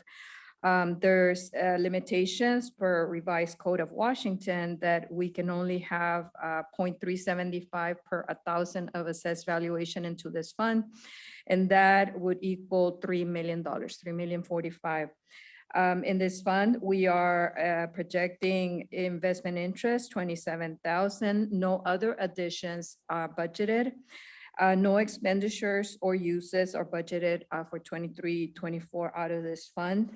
And we are projecting 1.4 million at the end of 2024. Then we have the Strategic Opportunities Fund established in 2013. This is a reserve fund that serves as a savings account. It is used to respond to strategic initiatives or opportunities on a startup or temporary basis. Resources, we are budgeting 50,000 per year repayment from the Parks Capital Fund for the advance on the Rhododendron Boathouse. We are projecting investment interest of approximately 7,000 and then projecting revenues of 28,000 from the farmers market revenue. For expenditures, we are including 164,000 for the farmers market out of this fund, 342,000 for radar activities, 10,000 for Bastyr Clinic, and then 60,000 for air quality and emissions consulting services, which was in this biennium budget not used, so we're carrying it over to next year. A total of 576,000 allocated for those projects in 23-24. With an ending, and then this fund will be ending with a projected fund balance of 32,000 on 2024. This is a fund that if we do not have a recession and revenues come in higher than expected, that this is a fund that could be replenished by a mid-year biennium adjustment. We have a public art fund, page 166. And in this fund, we accumulate resources from the 1% of construction contracts for city capital projects. It is to be used for visual arts in public facilities and performing art events. We are projecting investment interest, no expenditures out of this fund for 23-24, and an ending fund balance of 45,710 in 2024. If I could just add one thing on public art.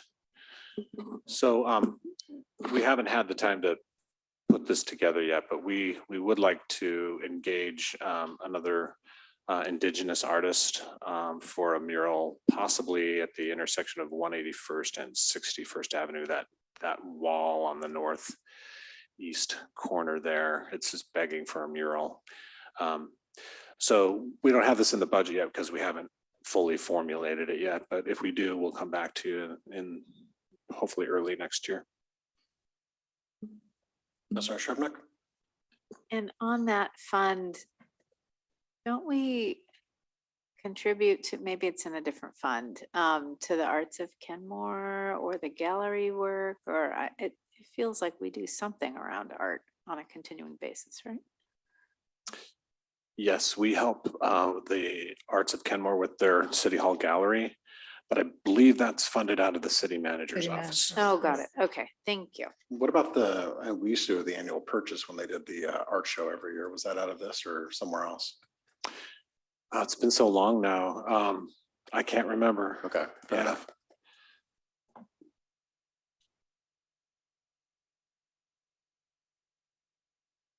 Next is the Transportation Benefit District Fund. This is a special revenue fund which accumulates resources from the $20 vehicle license fee. Purpose is transportation improvement, road preservation. We are projecting $723,600 in vehicle license fee revenue in the biennium 23-24, as well as interest revenue.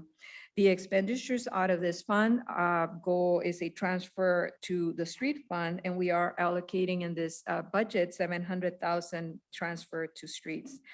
We are projecting an ending fund balance of $170,000 at December of 2024. And this is one of those funds that was affected by the revisions to the CIP plan. But the 170 is the revised projected ending fund balance.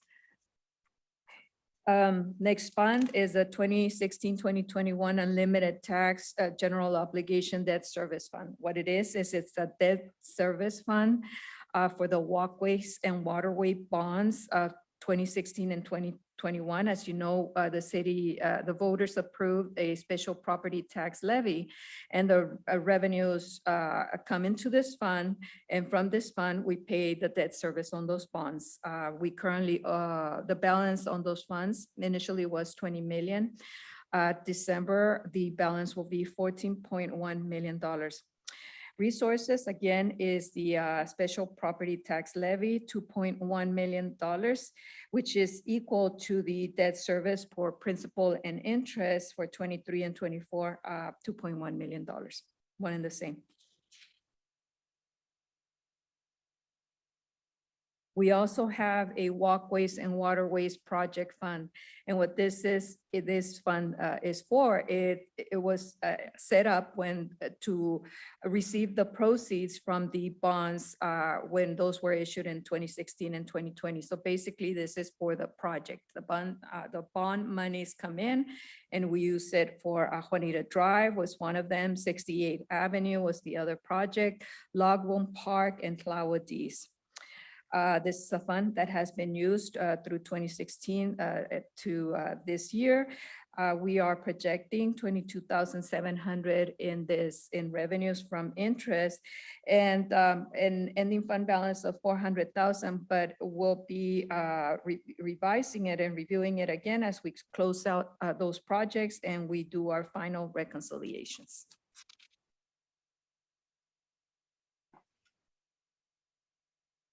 We have the real estate excise tax, which accounts for 0.25% of real estate excise tax revenues, dedicated for capital expenditures in both transportation, some in parks. We are projecting $2.4 million per year, an investment interest of approximately $72,000.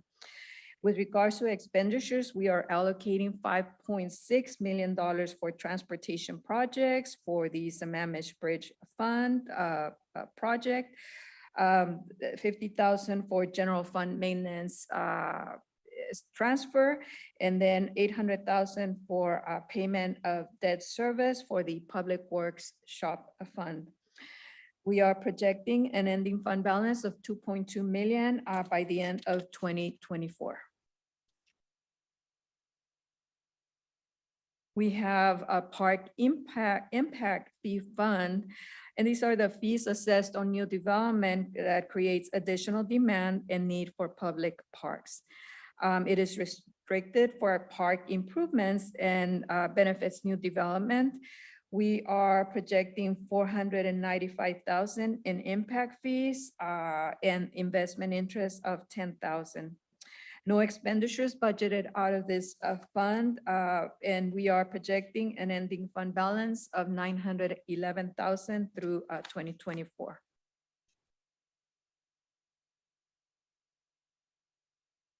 Transportation impact fee fund, same thing. Transportation impact fees go into this fund that is assessed on new development that creates additional demand and need for transportation improvements, in this case, restricted for transportation capital projects that benefit new development. We are projecting 1,032,000 in revenues for the biennium 23-24 and investment interest of 10,600. We are in expenditures, we are allocating 700,000 for transportation capital projects, the sidewalk program and the Sammamish Bridge. And we are projecting an ending fund balance of 868,000 by the end of 2024. Councilmember Shrepnick? Yes. Yeah, just a little question. On the transportation impact fee, it's saying we're projecting a 24% decline. I assume that's based on thoughts about new development, but the park one is only going down 5%. So I just, yeah. Can you speak to that? Yes, I did a review of both revenue sources, and I saw that revenues impact for parks was growing at a faster rate than transportation. And I've seen the trends when we have some type of recession or slowdown in projects. This fund tends to drop faster than the park. So I differentiated my projections based on that. Again, so it's projections at this point in time, but good question. So it's not I guess I thought it was a set percentage or figure based on new development for both of those, but it's not like that. No, not on past trends. And again, I'm including a recessionary adjustment to the revenues, just to be conservative.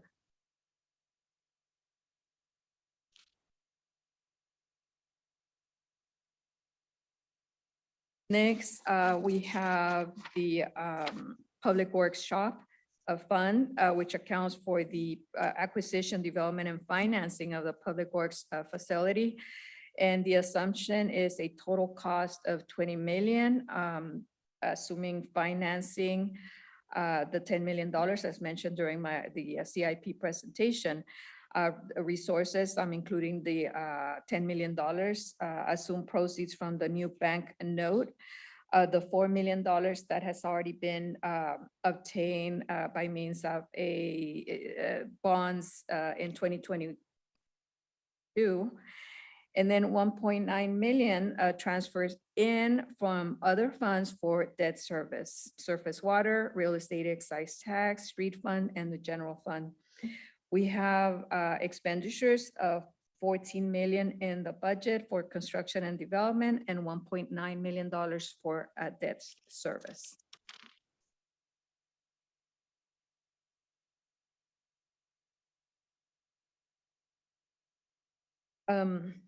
The final fund is the Equipment Replacement Fund, which collect and maintains reserves for future replacement of vehicles, computers, equipment.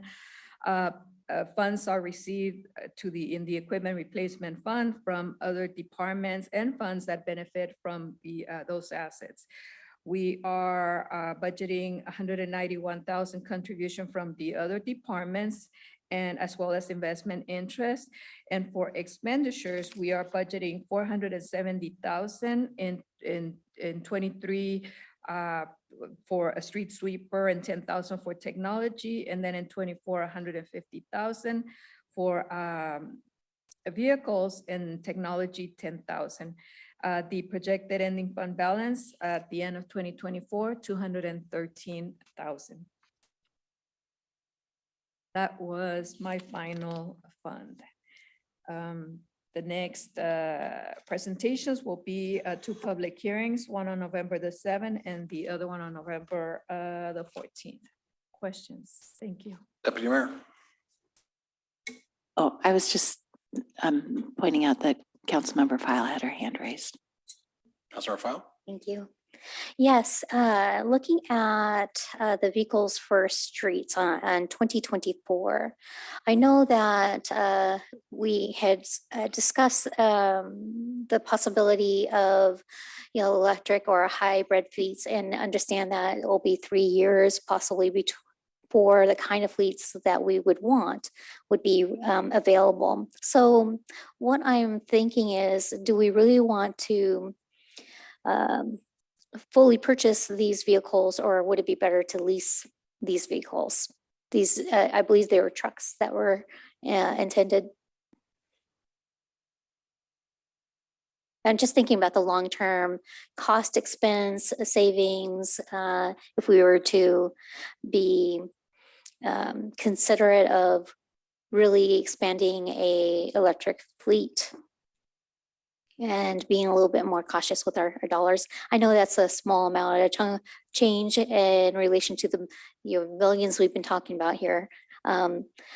Yet, I think it's an approach. I just wondered if that was even evaluated or looked into.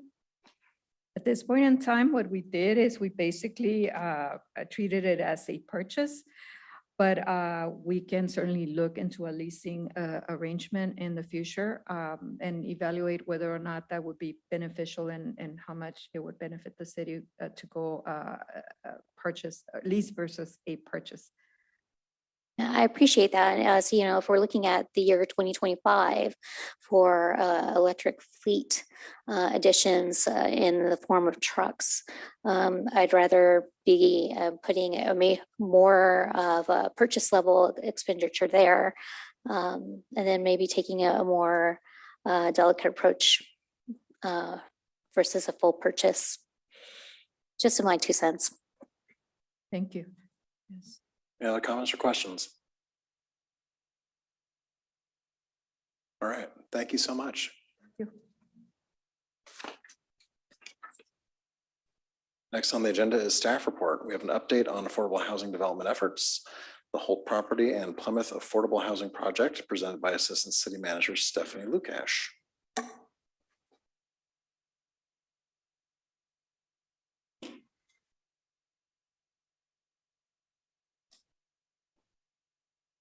While Stephanie's getting set up, can I give you a quick update?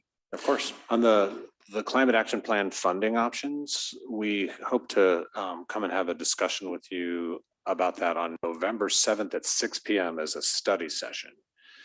So remember last meeting, we were looking at all these options. It was getting late and we suggested coming back with you with 1 or 2 simplified options.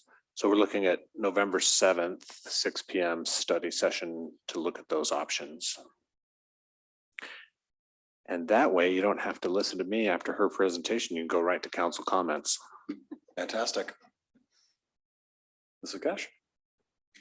Good evening, Mayor and Deputy Mayor, members of the council. I wanted to come back and give you a brief update on our affordable housing efforts that have been underway over the last several months. And I do have with us some guests who are here if you have any questions. I think the fact we have guests in our midst is a show of partnership, and we're so grateful for Plymouth Housing, Regional Coalition for Housing, and Bastyr University, all represented here tonight. And so I'll go through, I just have 3 slides and they're very short, but I wanted to just give you, there's a few things you haven't heard yet, and exciting to talk about the Bastyr project as part of the Plymouth work. Next slide.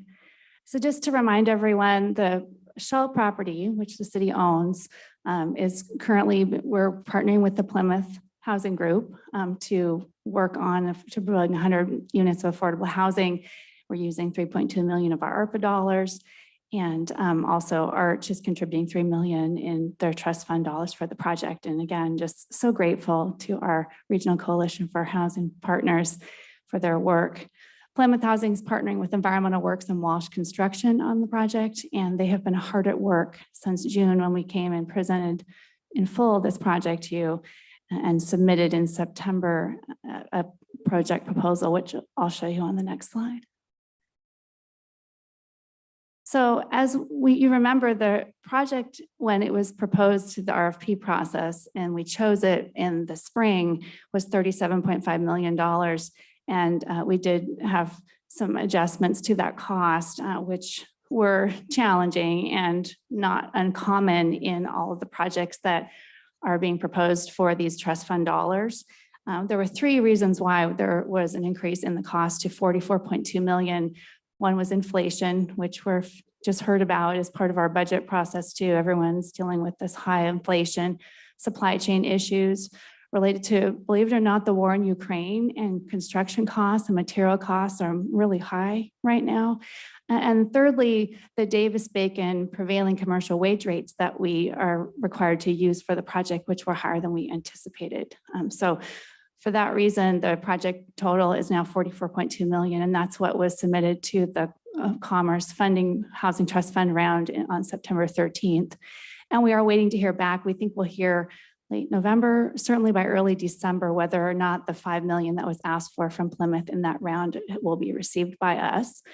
And if you remember, this project is 100 units, all serving individuals at 30% or below area median income, for seniors, veterans, individuals with disabilities, and individuals who were formerly homeless. And we're still on track. So we're excited about this project, and we believe that we're very competitive. There were 60 applications in this round at Commerce, and so we're one of those 60. And so that's a lot of applications, very competitive. We knew that going in, but we still think that we are very competitive with that 100% at 30% and the 100 units and the commitment that the city is showing. So again, that's just a big thank you to this council for your leadership in making affordable housing your #1 priority. It mattered and will matter and continue to matter in our proposal and our applications in the future. We're also going to be applying for the low-income housing tax credit program in November, and Plymouth is hard at work on that application. That'll be due here in just a few weeks. And we're assuming that we get this funding, the 5 million and the low-income housing tax credit vouchers, and that would allow us to break ground next year and hopefully have resident move in late 2024. Now, when we submitted the proposal, and we talked about this back in June, we had just an idea of a partnership with Bastyr University. And I'm so happy to announce that this is a formal commitment from Bastyr. And it's not only a community wellness clinic, but it's also an apothecary and tea house. So it's a really unusual and very cool amenity that will be in the building, not only for, of course, residents of the building, but for our whole community at large. And the community courtyard that you can see in the picture that retains the large tree, which is relevant. And we talked about trees earlier that you can see in that lower drawing. It's the big green tree. Is the community courtyard is going to be a centerpiece of the project. And we're so excited because the tea house and apothecary and the clinic will be right there in the courtyard. So I wanted to just pause and see if you have any questions for our partners at Bastyr or Plymouth Housing or Arch, who are all with us tonight on the call. Questions? I am not seeing any questions. I think I speak for the council when I say that we're all very excited about this partnership and this project and all the hard work. And we appreciate all the hard work that is going in to pull it all together and make this a success. Excellent.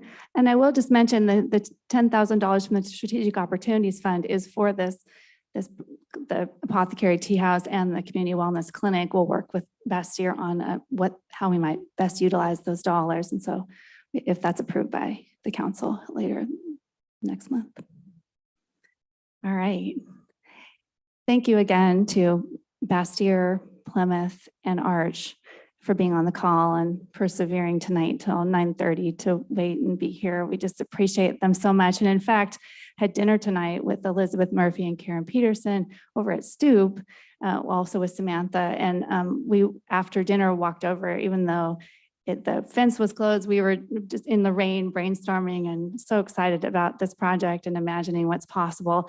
And as I left Elizabeth and Karen, they were continuing to look at our downtown area, kind of walk around and think about how this project will fit and hopefully be just like a cornerstone of our continued growth and development in our downtown core. So thank you to Elizabeth and Karen for coming up to Kenmore today, having dinner, and for continuing to think about how this project will benefit our community. So grateful for that. And then just lastly, on the last slide, wanted to just talk briefly about the whole property. And we were busy today because we also walked the whole property and with the Affordable Housing Working Group this afternoon. It was this brief respite between the rain that we had today. We had this beautiful hour and we spent time up there. I took a bunch of pictures. We walked the whole site. It's bigger than it looks when you walk all the way to the back of that property. It goes way back. We're very excited, and we were brainstorming as a group, kind of huddled together, thinking about what's possible on this project. As you remember, we closed on the property on September 19th. So the city now owns this property, and we're imagining a very similar process to what we did with the Plymouth partnership, with an RFP process next year, hopefully to come back to you in the spring and then have a proposal for funding in the fall, just like we did. It's another ambitious proposal, but we think we can do it. And we think there's even more potential to make a huge impact in our community. The property's bigger and it's deeper, and we think we might be able to go higher. So that's exciting. And we're looking at all kinds of options. We have a charter that will, the schedule for finishing the charter is next week. So everybody's on the Affordable Housing Working Group reviewing that right now. And I can't wait to come back and show you a timeline that we'll put together soon and be able to talk with you about the timeline and your commitment to that project and what it might entail. So more to come there, but it just, to thank the council for your vision on purchasing this property and making something really magical happen here. I will say that several of us, and thank you to Councilmember Kugler for the heads up about the Together Center in Redmond. And we went, and I think several of council members have also been to the Together Center property, and city manager was with us as well. And I was the last person there because I was talking with Kim at length about how we have this whole property and how the Together Center model might very well be something that we can do here. So more to come on, we're doing a lot of really important thinking about what's possible and what might be the ground floor space as well. So I'm happy to take any questions about where we are with this project, and we'll be coming back many times between now and the spring with more information. Questions? Councilor File. Thank you. I'm also very excited about this whole property area, and I am very hopeful that we can do something similar in the way of, a housing land trust to ensure that we can get to workforce housing levels. That's an absolute absence of even existence in our community. So I would love to see something anywhere between 45 and 60% of the mean available. And we know from the data and providing direct cash assistance to community members earlier this year that we have a serious need for people who are between 40 and 50%. And our community is struggling there. So I'd love to see that come back in that sort of fashion, and any kind of wonderful collaboration underneath. I'm thrilled about this, that there'll be some business space, possibly some community space and underneath. I'm just full of ideas, but I look forward to what you all come back with. And I thank you for your hard work and dedication and on all these different human-centered affordable housing, and I don't like to call them projects because they're not. There is housing development. We are housing people where they are deeply needed and be able to improve their life outcomes, which is good for Kenmore. It's good for families and good for people. So thank you. I really appreciate you, and I look forward to what comes next. Any other questions, comments? Councilmember Kugler. Thank you so much for this update, and I really appreciate our partners also joining the call at this late hour. I'll keep my feedback kind of brief. I just wanted to comment that I really appreciate the staff taking up my offer for going to tour the Together Center. Part of the reason why I think that project is so interesting is I mean, the amount of human services that they bring together in one roof is really impressive, I think. But I think the land lease model is really unique and interesting. And if there's a possibility of us holding on to the land, the ownership of the land in the long term, so that we can, you know, leverage that over time, I think that's something I'd definitely like us to explore. Absolutely. Thank you for that. Any other comments? All right, thank you so much. Wonderful. Thank you so much. Thank you to our guests. Council member reports and comments. Councilmember Baker.